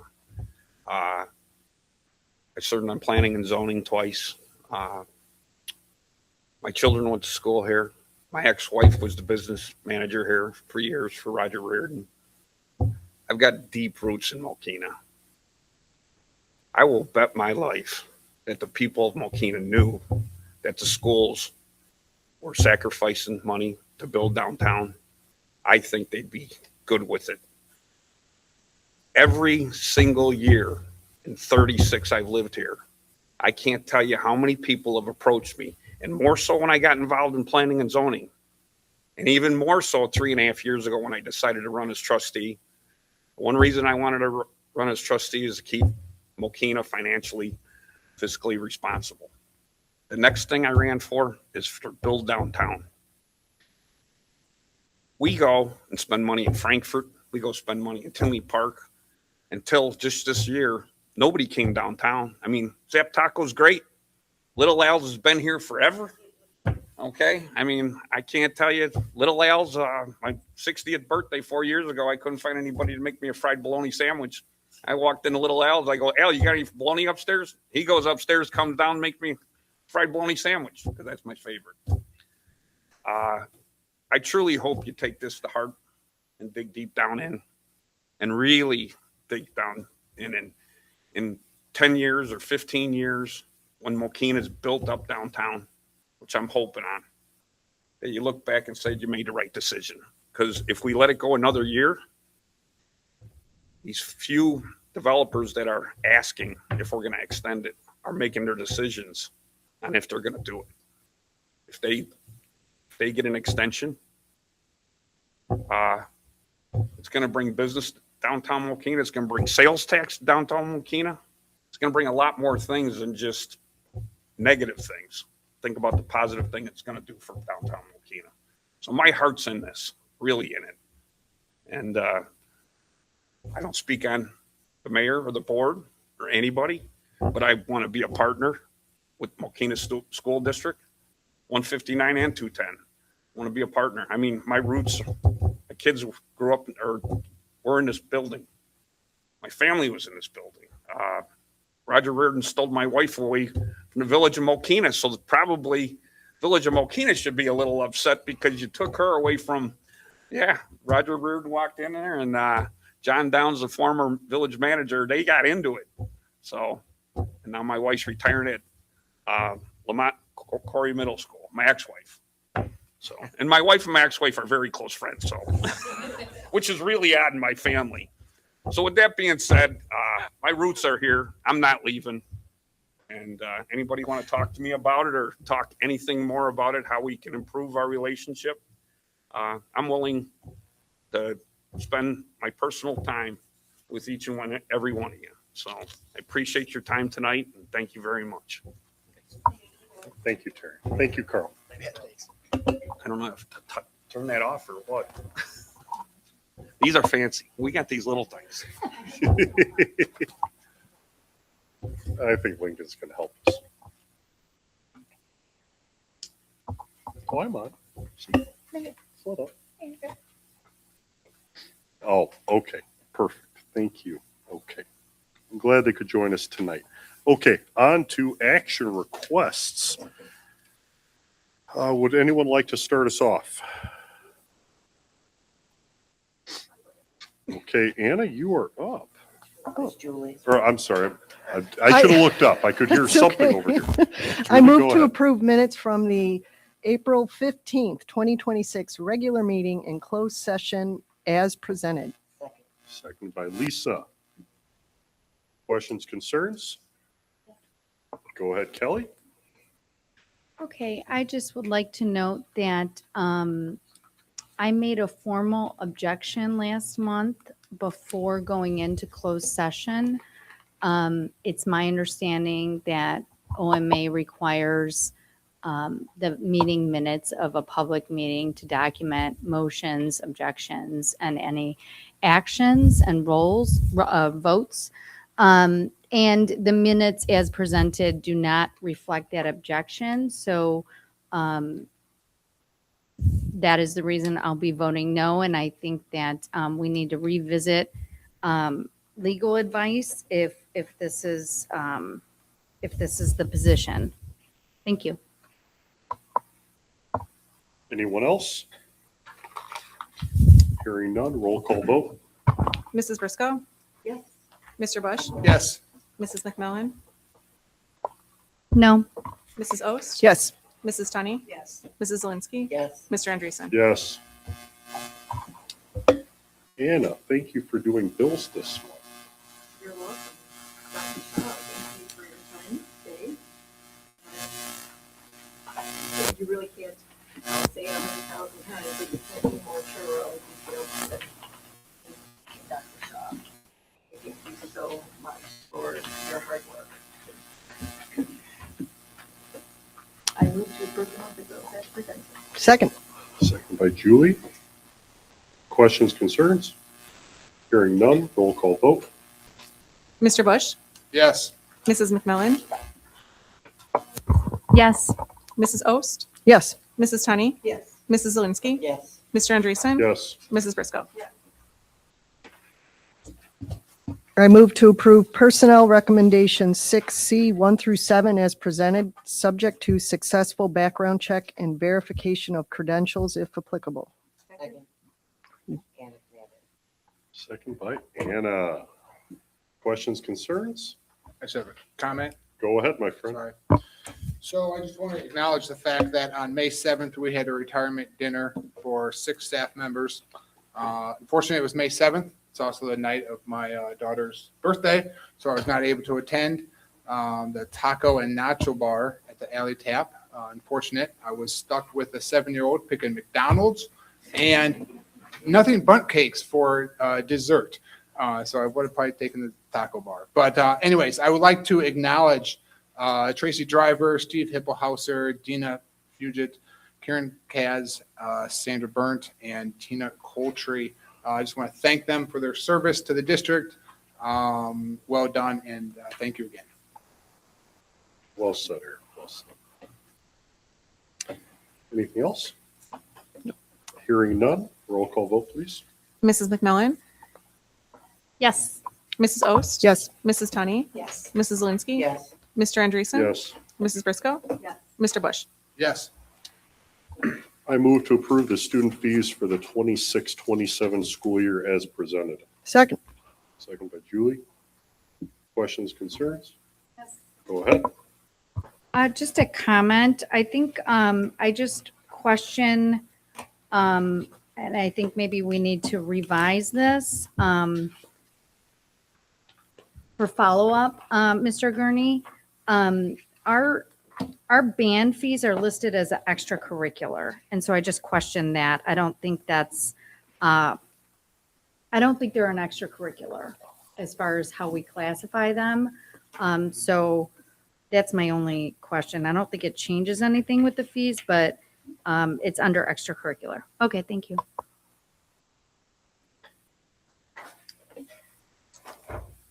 Anyone else? Hearing none, roll call vote. Mrs. Ost, Yes. Mrs. Tunney, Yes. Mrs. Zelinski, Yes. Mr. Andreessen, Yes. Mrs. Briscoe, Yes. Mr. Bush, Yes. Mrs. McMillan. Yes.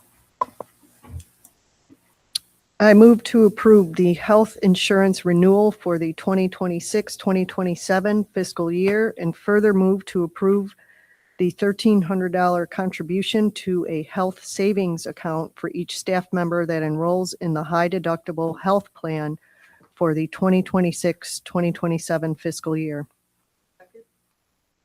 Seconded by Anna. I will say that I know the Health Insurance Committee is spending a lot of time working on this with a lot of very diligent people, not only after school on frequent Thursday afternoons, I believe it was, but they also spent about half a day hashing out 12 different plans to get down to 4. Originally, we were looking at a much higher cost of insurance, and between the plans that our people were comfortable with and the plans our brokers offered, ultimately, I believe the stated increase is approximately 1.6. Generically, that's close. But that was a lot of hard work from a lot of people trying to come up with a plan that met all the staff's needs. So I think that was very nice for all the time that was invested in doing that. I have a couple things to discuss on this.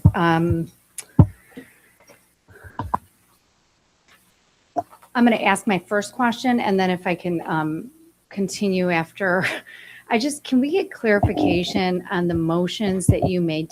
Are you moving to approve two separate things? Are these two separate votes or one vote? It is one vote as written on the action request paper. The $1,300 contribution is contained within the plan development, so it's all one. Okay, so if we wanted to separate those two as two separate actions, one in to approve the health insurance renewal, and then a second, health insurance plans, and then the second to approve health savings account contributions. Is that possible with with the motion that you made? I don't believe that's possible because this is what we presented to folks, but I'll defer to Mr. Gurney or Dr. Shaw. It's a one fluid motion. The health savings account is part of the comprehensive plan design that was presented at the insurance committee. So it's all one motion, one package, one design. They go together. Thank you, Terry. Okay, and then is it possible right now at this point, if the board were to not approve the plans that are presented, what would happen?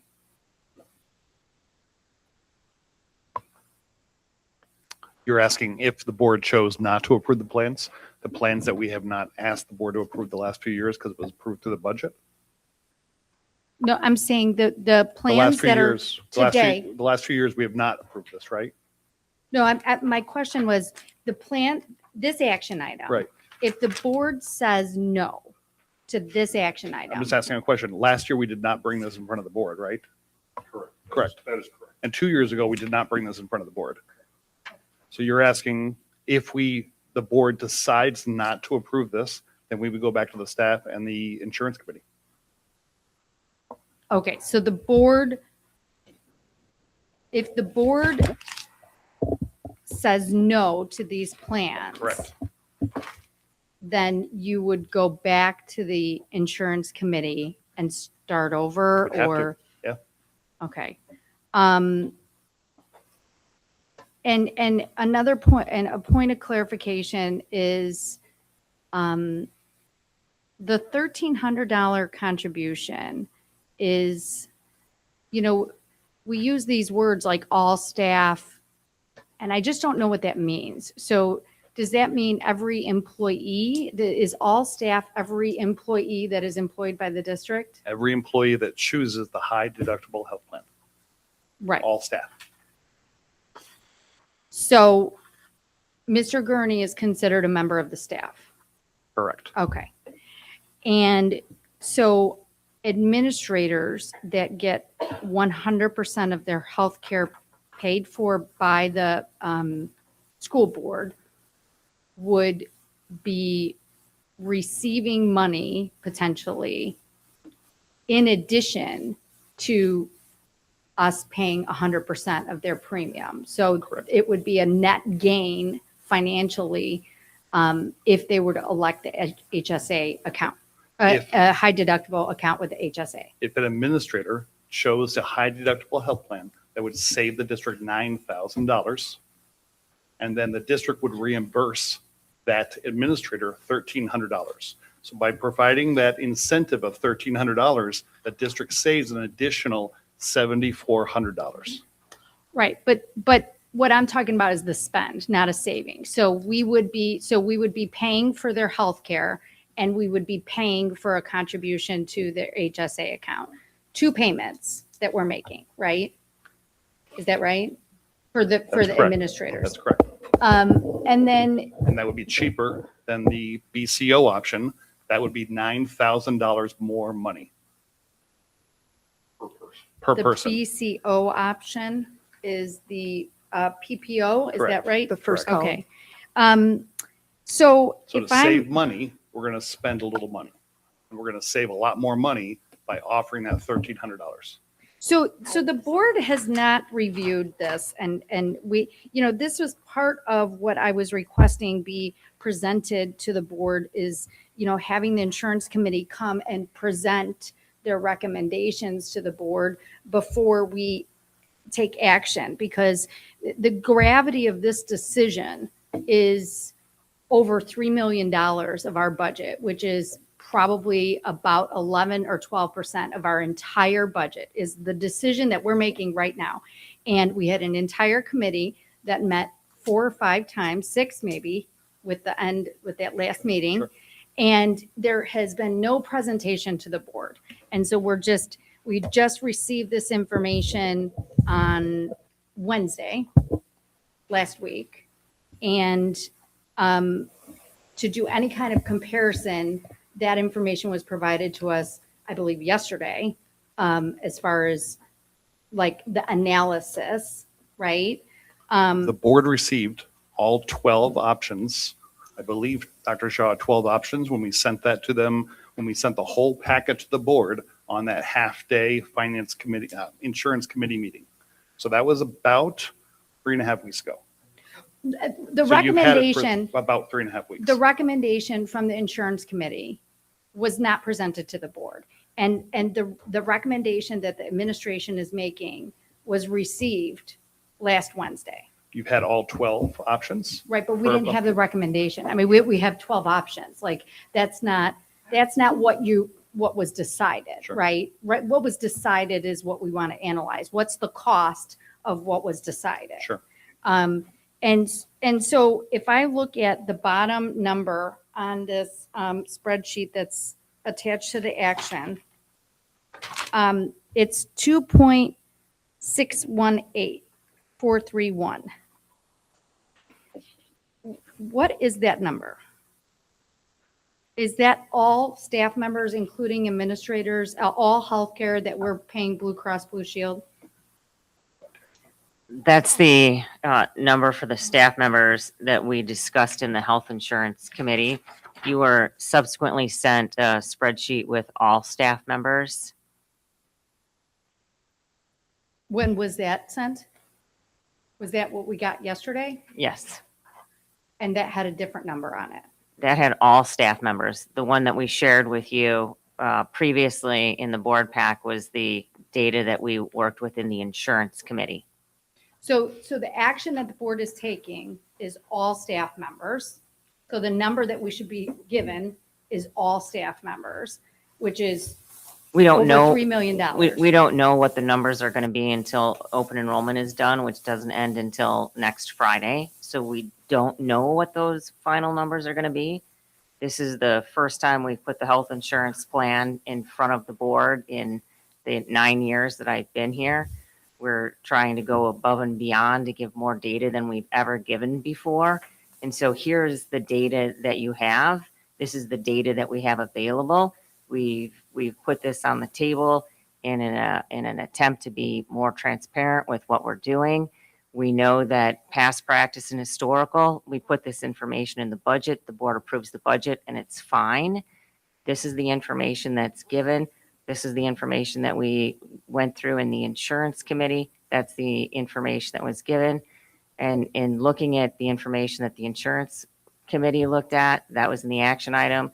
I did look at that and went, we should include all staff. So I asked for this to be redone with all staff. And that's what I shared out with the board yesterday, all staff. Okay, thank you, Dr. Shaw. So I'm just going to comment now, and I'm not going to look, I'm not intending on this to be a back and forth conversation. If anybody wants to discuss it, then that's fine, Well, but I could just feel, add, I could Mr. just finish, President, if I could in the just finish. interest of Anna, respecting please. everybody's time. Anna, can I please finish? I'm in the middle of talking. Thank you. Mrs. McMillan? Thank you. We have. This is over a $3 million More action. expenditure. There can be nothing more important than 12% of our budget, $3 million expenditure. What more important You've had can we this be for 3.5 doing weeks than minus to discuss this as a all board staff. that we have never done? I'm sorry? What is, when? Multiple. When? Oh, okay. Well, we should be presented. We were not.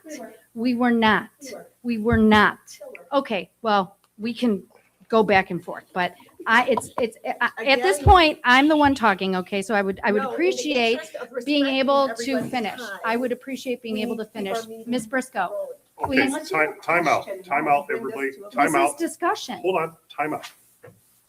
This back and forth is king of snowball. I'm going to take over for a second because I'm aware that there was a lot of people that wanted to participate in these meetings. So the insurance committee was open to the public. You came to 2 of them. I'm glad you did. The information has been shared. The information is readily available. Everybody has it.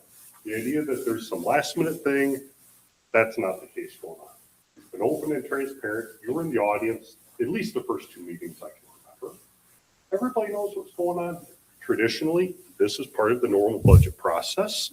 And for the sake of transparency and the fact we're doing something a little bit different on the advice of the broker and other things, there is a significant savings with the health savings plan in order to make that more viable. Part of the savings is part of that. That is part of the system on this one. And because that's a little different, everybody has been getting emails on this for weeks. Everybody knows what's going on. The idea that that hasn't been happening, that's false. Everybody knows what's going on. The information has been shared and there have been other discussions about it. So in the sake of time and the fact that it's already 9 o'clock, I think we need to move on. The motion has been first and second. I will call the vote. Kelly Lynn, can we please have a roll call vote? Mrs. Tunney? Yes. Mrs. Zelinski? Yes. Mr. Andreessen? I'll just come back to it. Mrs. Briscoe? Yes. Mr. Bush? Yes. Mrs. McMillan? I abstain. Mrs. Ost? Yes. Mr. Andreessen? Yes. Okay. I move to approve offering of a letter of support to the Village of Mokena for their TIF extension as presented. Second. You got rock, paper, scissors for me. Who I wants shall defer to Anna. it? Okay, Ms. Briscoe. Mr. Andreessen, may I? Yes, Julie, all you, go ahead. I want to note that this was a tough one for me because we advocate for taxpayers and our educational funding. And those, I'm confident, will be a continued part of future discussions. As I said earlier, I appreciated the discussions with Mayor Matanius, with Mr. Buck and my fellow board members. I take this one very seriously, as I do with any issue, but when it comes to the finances and funding everything that we need here, I just gave this some extra attention. I take to heart Mr. Matanius's statements to me and via email that he's going to, sit down at the table with the appropriate people and continue to negotiate and to make that something that will be a win-win. So I just want to say that I appreciate that, and that's why I am going to support this. Okay, I know this is a big deal. I'm just going to work my way around the table. Do you have anything you'd like to share on this? Sorry to put you on the spot, Lisa. I'm going around the way. My fault. I'll take it. My fault. Okay, you're good. Julie, thank you for your help. Anna, anything to share? Sam? Eric? Nothing more. I kind of said quite a bit earlier. Okay. Fair enough. Kelly? Okay. Yes. I thought Okay, you were go looking ahead. at me. I'm sorry. I trust the mayor and I trust our trustees and I trust the administration of the village and so I will support it and I want our community to have a vibrant downtown and I look forward to working with you all more closely. Thank you. Thank you for coming tonight and sharing the vision, but also the backstory with everything. Thank you very much. Let's go with roll call vote, please. Mrs. Zelinski? Yes. Mr. Andreessen? Yes. Mrs. Briscoe? Yes. Mr. Bush? Yes. Mrs. McMillan? Yes. Mrs. Ost? Yes. Mrs. Tunney? Yes. Hey.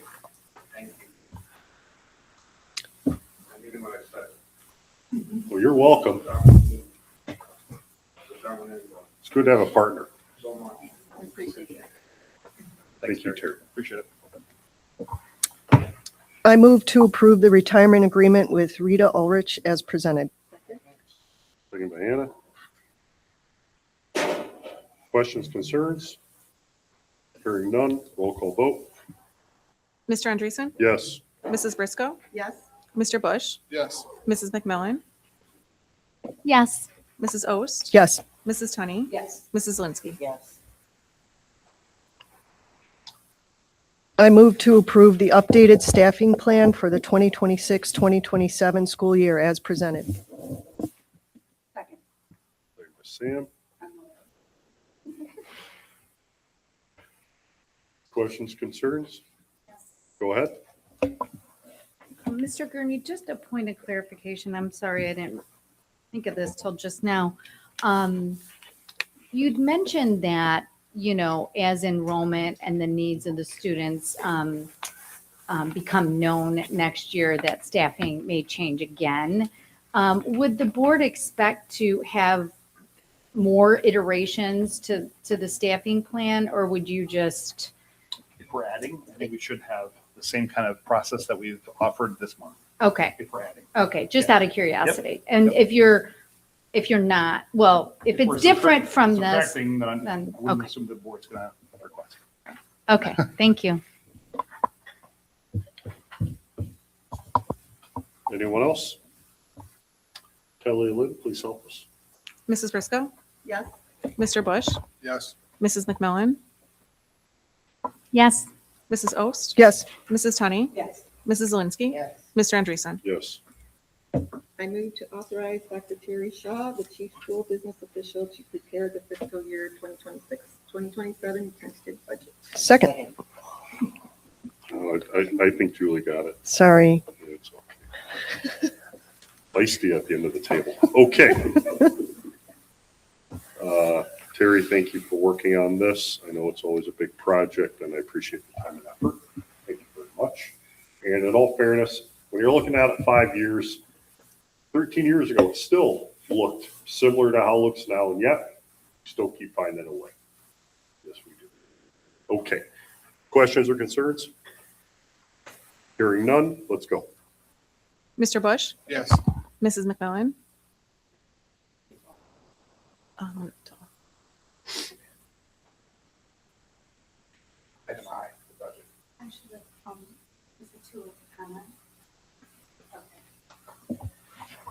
Yes.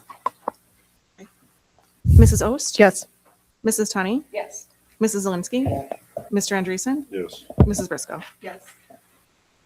I move to approve a contract with Pinnacle Flooring in an amount not to exceed $16,500 for carpeting only at MES and MIS as presented. Seconded by Lisa.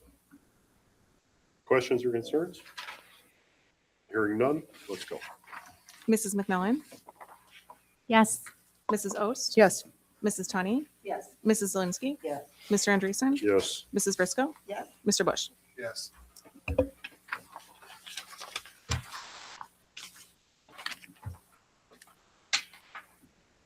Okay.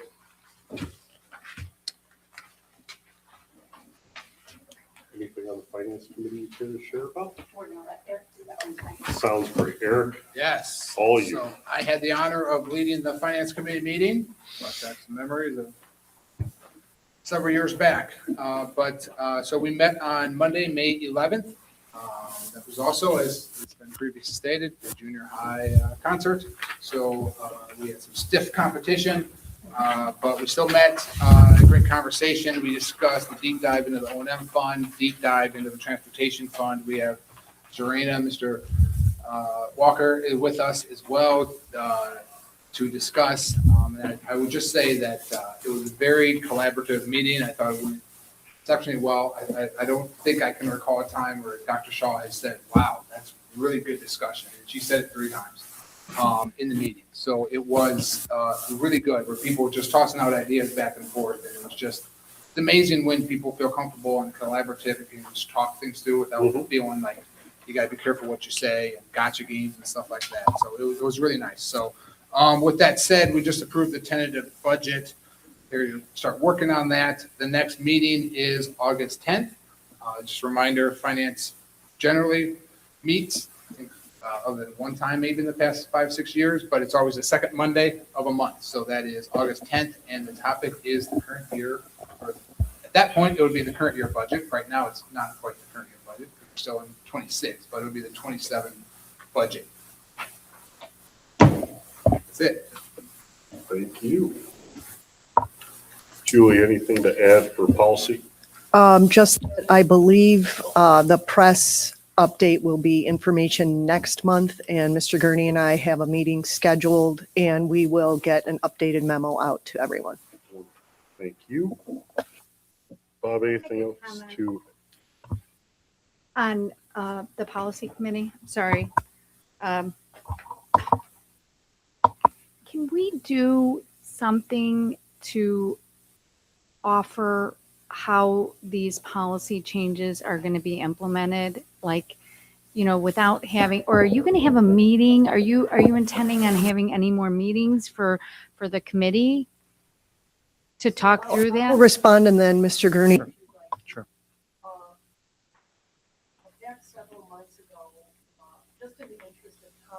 Bob was, Mr. Gurney. Bob's fine.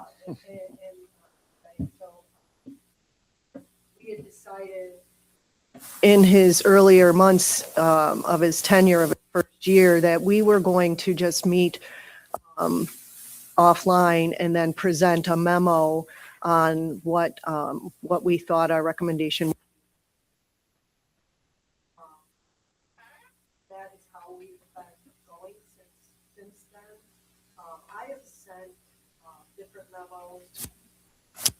After those meetings, I've sent memos about different policies that are being updated from my own perspective. And I've also offered for policy sessions on various topics. There hasn't been any traction on that, meaning I just really haven't gotten any responses.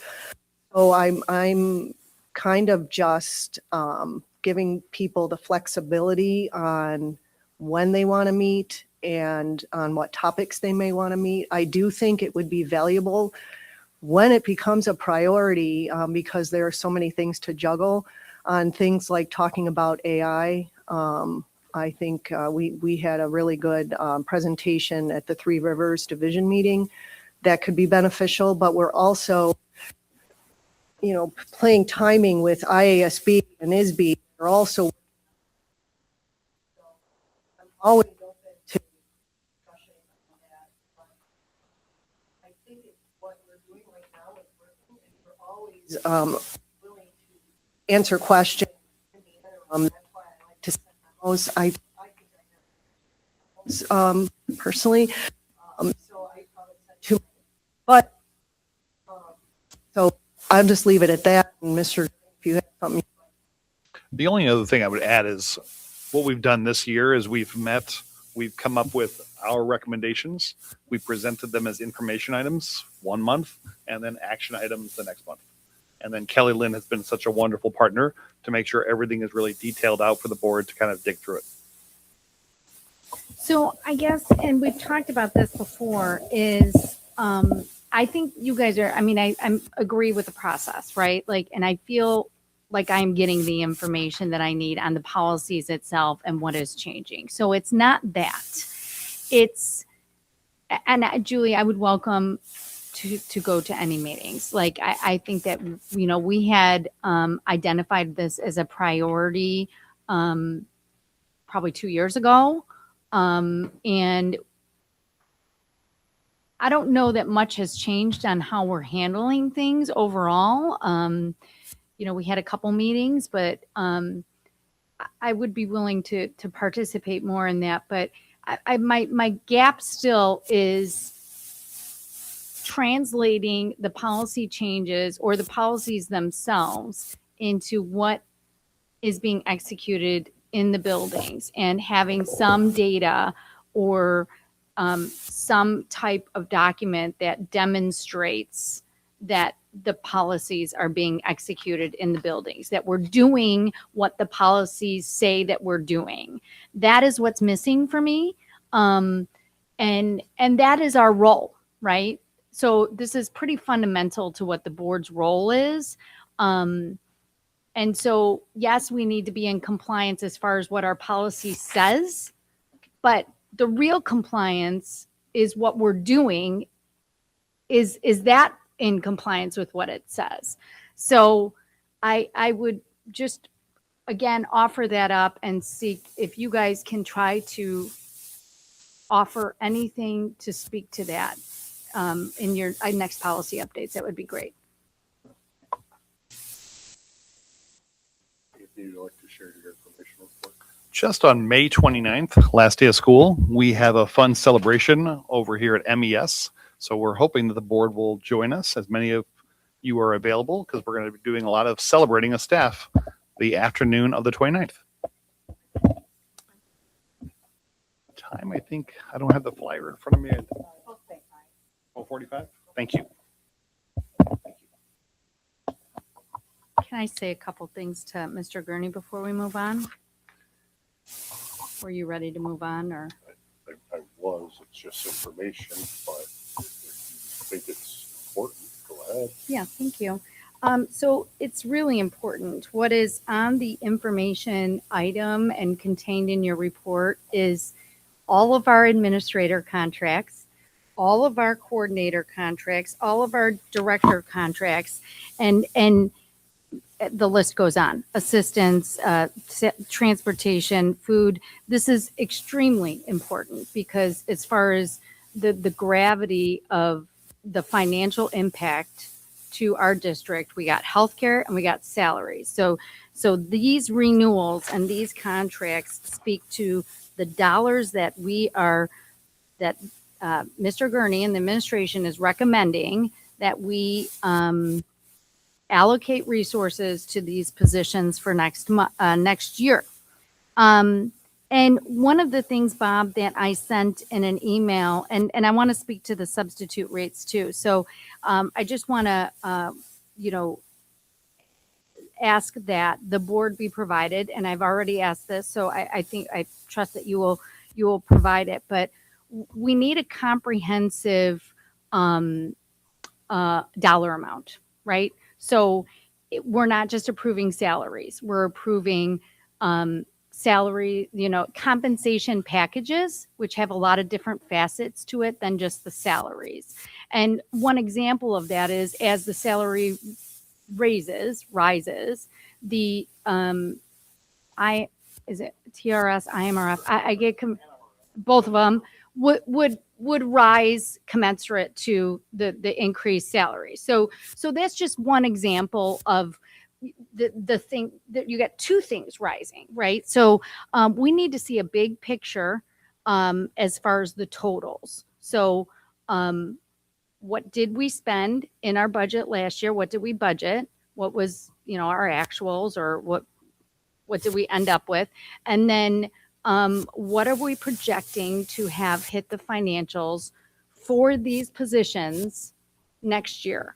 And in order for us to be able to gauge the financial impact, and if we're able to do that, if that is a good financial decision to make. So we need a total.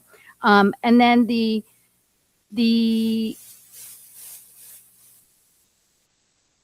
this is, what are all these numbers on your? Hey, Kelly. I'm When sorry. it comes to Okay, Kelly.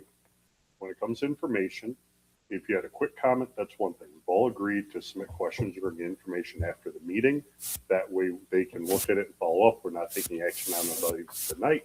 That's the agreed upon practice. I'd like to stick with it. So we're going to move on. I have a couple more comments, Jim, please. Kelly, you've already been going on for a while. These are Okay, comments this is very later. important. I mean, we're talking substitute rates. This is very But we're important not stuff. We taking haven't action on discussed it at all. tonight. But we haven't discussed it, and it's on our agenda, and I would like to discuss it. Asking for things which go on the same path for meeting. It's not how We're we in a operate. public meeting. I want to discuss it. I Kelly, want it's- to. We have an agreed upon procedure for Okay, information. I I'm feel like asking you're us not to stick allowing with me it. to discuss an agenda item. Is that what's happening? Oh, Kelly, I'm not interested in playing games. I'm asking us to follow our agreed upon practice, which has been to ask questions during information. I'm not items after asking the questions. meeting. I'm not asking questions. Can I finish my comments? Board, I'd like clarification. These are the agreements we have all agreed for the last year to follow. Following the will of the board, we are moving on. You are welcome to submit your questions after the meeting. That is the agreed upon procedure. I'm trying to be kind to everybody, but that's the game that we all agreed to follow. Dr. Johnson is not here. I know she had a few things going on. But again, people are welcome to submit questions after the meeting. That's fine. Megan, do you have anything additional to share that was not in the report? Nothing additional, just really enjoyed our spotlight today. Okay.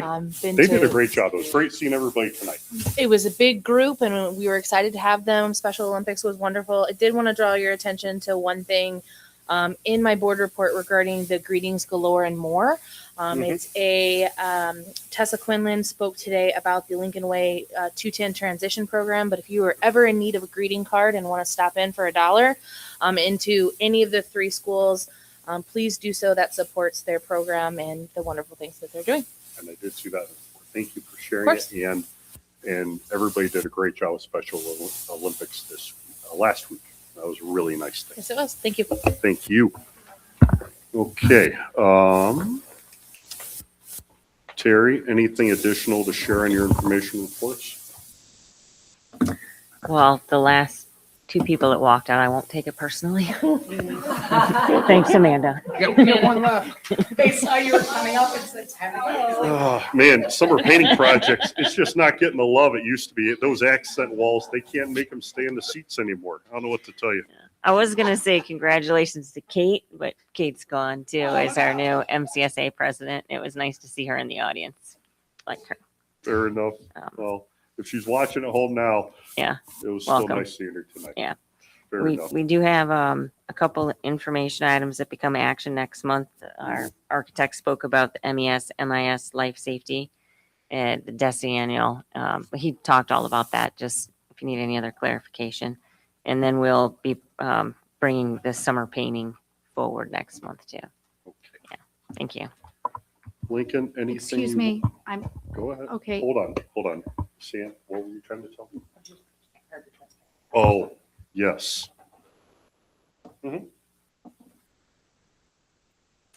So I'm just trying to understand what the procedure is because I'm used to you opening it up for discussion, any agenda item. And it just seems like this is moving so fast that are we able to discuss items on the agenda or are we not? I can tell you that if it is an action item, people are freely discussing those until they are comfortable making a vote. When we all got together last summer for the professional development, we tried to figure out ways to better run the meetings. Part of that was to handle how the questions were asked and answered. Before, there were a lot of people that did not get all the questions to their action items taken care of. The compromise was to take care of all of those before the meeting and to have any questions regarding information items submitted after the meeting. That was the agreed upon procedure. We've been doing that for a year now. If someone wanted to make a short comment regarding an information item, that's the agreed upon procedure, but it's just designed to be, everything's in the report. We're not taking action on it tonight. And then we can follow up from there. So that's what we've been doing for a year now. And quite honestly, it's what we all agreed to doing our professional development. And that's what I'm trying to stick to. Right, but you're not opening it up for discussion. You're moving on to the next agenda. So if we're able to speak, then I think, we should be given the opportunity before you move on to the next agenda item.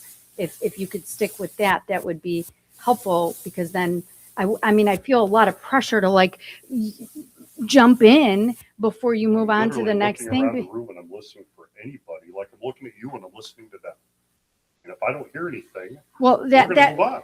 That's what okay. I'm trying to do, guys. Well, I don't feel, I feel like normally you would say any discussion During and the you would action give the items, opportunity. absolutely. But Yes. this is an agenda item and this is our open board meeting and we should be able to discuss anything on the agenda item. We have treasurer's reports that are just completely skipped over. And this is our board meeting. We should be able to discuss our treasurers and financial reports. But Kelly, When else would we discuss them? At the next meeting, after. At the next meeting? Yes, after Th- you've submitted all your questions on the information items so that the staff doesn't get put on the spot. I'm tonight. not submitting I'm questions. speaking because you're trying to ask questions or to create a discussion on an information item that they're not prepared to answer, which is why we all agreed a year ago we would give them a few days after the meeting for us to give them the questions we have on the information items. And then they tell us about it before our next meeting so that the agenda items that are action items next month, any additional questions that have come up, we can ask before voting. But this is what we all agreed to, yourself included. That's why he's trying to do it. Our discussion items on information items are very small, quick comments or moving on. We were not provided an opportunity to make any comment before So you our would board president moved on. And that's all I'm trying to say. Okay, so is- he's asking now, what is your comment? And just so we all are aware, there is nothing that anybody can do to stifle our voices at our board meeting and say that what we can and we can't do. Like, You're not this being is our stifled. open You're board being meeting. asked to respect the things you agreed to.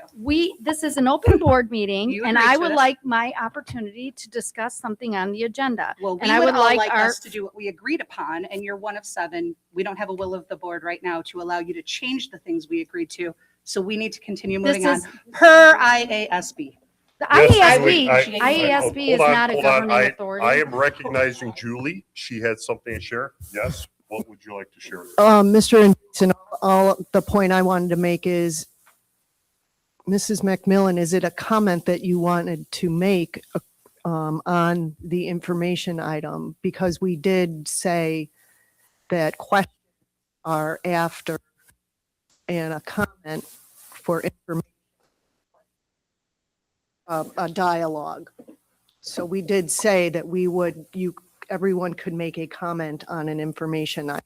And what I'm trying to say is if our board president rolls through the agenda items without offering up the opportunity for the board to discuss, then that is taken away from us. So I will make my voice and what I have to say I will say it now. Do we acknowledge that we all worked together last summer to be open and transparent with everybody, and we all understand what we're trying to do? Before action items are called, there's not only plenty of time for discussion, but there's plenty of time to ask questions in advance. This is merely information, and I'm following the agreed upon directions that we all agreed to last year. If you have a short comment, that's okay, but it's not designed to be a discussion regarding just an information item. Here is what I will say. There's two things. One is there's a law that says that when we as a governing body have deliberation, it happens in our open board meeting, not outside of our open board meeting. What are you insinuating with that comment? I'm saying this is what we should be able to discuss. I'm not insinuating anything. I'm saying the board should have discussion at our meeting. That's it. So I will actually move on to what I wanted to say to begin with. Regarding our treasurer's report and finance report, there's a couple things that I have. We are moving on. She can make a comment. This is on our agenda item. As an information item, asked and answered. Please move on. Asked and Okay, I'm answered. moving There's on. no, I didn't even ask anything. I'm not even asking anything. I'm not Lincoln, asking you're on a deck. question. What would you like to share, Oh my if gosh. anything? So I would like to share about this month's recipient of the Real Champion Award. Sometimes it's not many things that people do, and sometimes it's just one thing. And in this case, this month's recipient got what we like to call as a what we call as a worst case scenario, where a trusted known source emailed something that was out of place, out of time. It was recognized, and she went above and beyond. Not only reported it, called the person who sent it and said, "What is this?" That person replied, "Do not open that. That is very bad." Then immediately called me and said, "I just reported this a minute ago. You need to look into this right now. Spring into action." And for that, Dina, you are this month's recipient of the Real Champion Award. You did a great job protecting students and staff. And for that, we really do appreciate it. So, and that's all I have. Thank you. Yes. Yes. She wanted that trophy. It's a good picture Yeah. too. It's the last chance. Okay. Anna, I know you submitted your report regarding the Lincoln Way special minutes. Did you have any, or special education minutes? Did you have anything additional to share? What I really just wanted to share, I was not here last month when Mr. Romeo was here, but Yeah. it's going to be hard to see him go. He's been so fantastic for everyone, including especially the kids, of course, but they did find a replacement for him, and she's pretty good. So she's gonna bring some fun stuff too, and really good stuff. And it's a swap out. Mr. Romeo is going to Valley View, and she's coming from Valley View, so so I think it's gonna be a good thing. But Mr. Romeo will be missed. Mike, if you're listening. And we wish him all the best and welcome to the new person. Look forward to meeting him. Okay. Excuse me, can I make a comment before you move on? Go ahead. Thank you. Thank you. Anna, you know what? I really liked when Mr. Romeo came here and twice this year, actually. Was it twice or three times?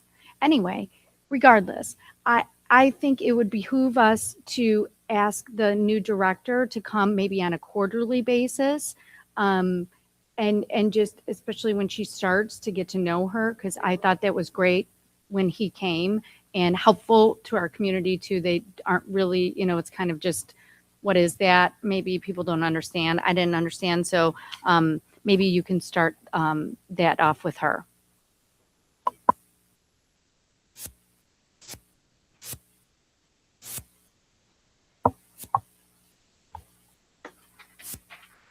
Okay. There were 5 FOIAs this month. They were asked and answered. Mr. Yes. Go ahead. With respect to this, I know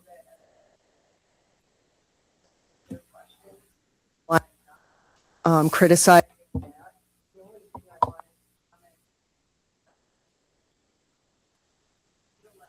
of them could be addressed.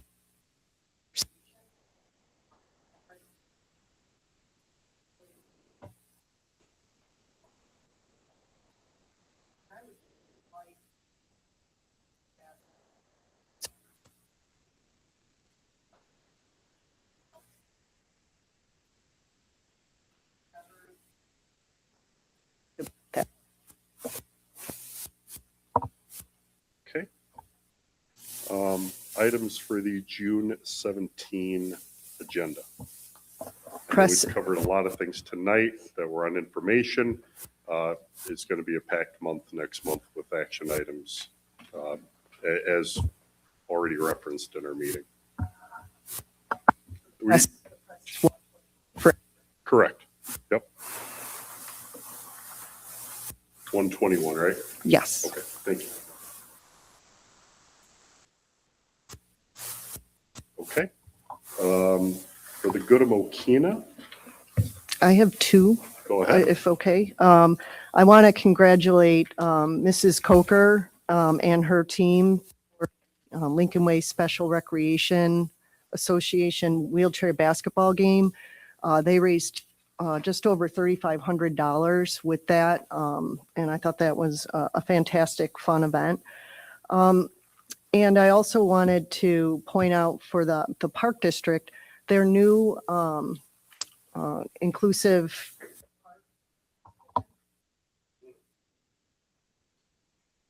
and just to remind people heading into the summer, the Mokena Park District Foundation will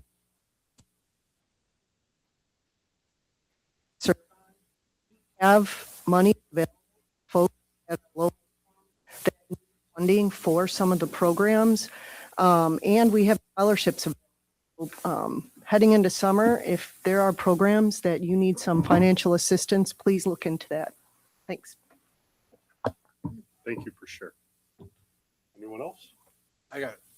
Eric, go for it. I had a couple comments that I wanted to make on the health benefit thing. So I'll just table one of them and I'll just make a opportunity. Unfortunately, the teachers and the staff are gone, but hopefully they can listen to it, or we have administrators here that can offer it. But I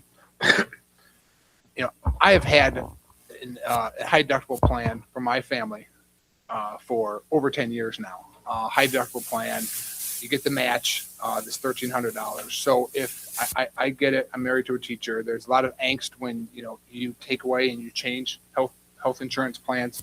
But I just want to offer, if their staff members have any questions, please reach out to me. I'm happy to talk with you. The HSA program and the high deductible plan can really be a win-win for both sides, the employer and the employee. But it does take a little bit of planning to understand how to utilize that match that you're going to get. In our case, it's $1,300. So happy to help anybody out because it can be a win-win.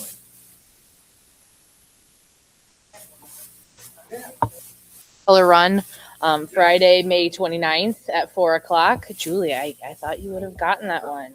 PTA is hosting that at Main Park. They'll have a sensory dash, kids dash, and then the 5K run and walk. And I know a lot of us are excited to throw the colored powder yet again this year. That's going to be fun. We got graduation coming up, which there's going to be a lot of us crying on stage, mainly me, because my little girl's graduating. I don't know how that happened. I swear to God, she's younger. But you know what? We got a lot of great people around here. And that's right. That's right. You got three of them. Hey, if we both wear sunglasses, they can't tell we're crying. They can't see it. And I know that Luca is going to do a great job, and we're going to be at Lincoln Way West, and I'm looking forward to that. So that will be a wonderful night. That being said, anything else? Hearing none, I move that the Board of Education adjourn to closed session for purposes of the appointment, employment, compensation, discipline, performance, or dismissal of specific employees and student disciplinary cases at 9:35 p.m. Seconded by Lisa. Can you help me with the roll call vote, please? Mrs. Ost. Mrs. Tunney? Yes. Mrs. Zielinski? Yes. Mr. Andreessen? Yes. Mrs. Briscoe? Mr. Bush? Yes. Mrs. McMillan? Yes. Okay, we will regroup in S226 in approximately 10 minutes. Thank you to everyone who came to the meeting tonight. Take care. Have a great afternoon.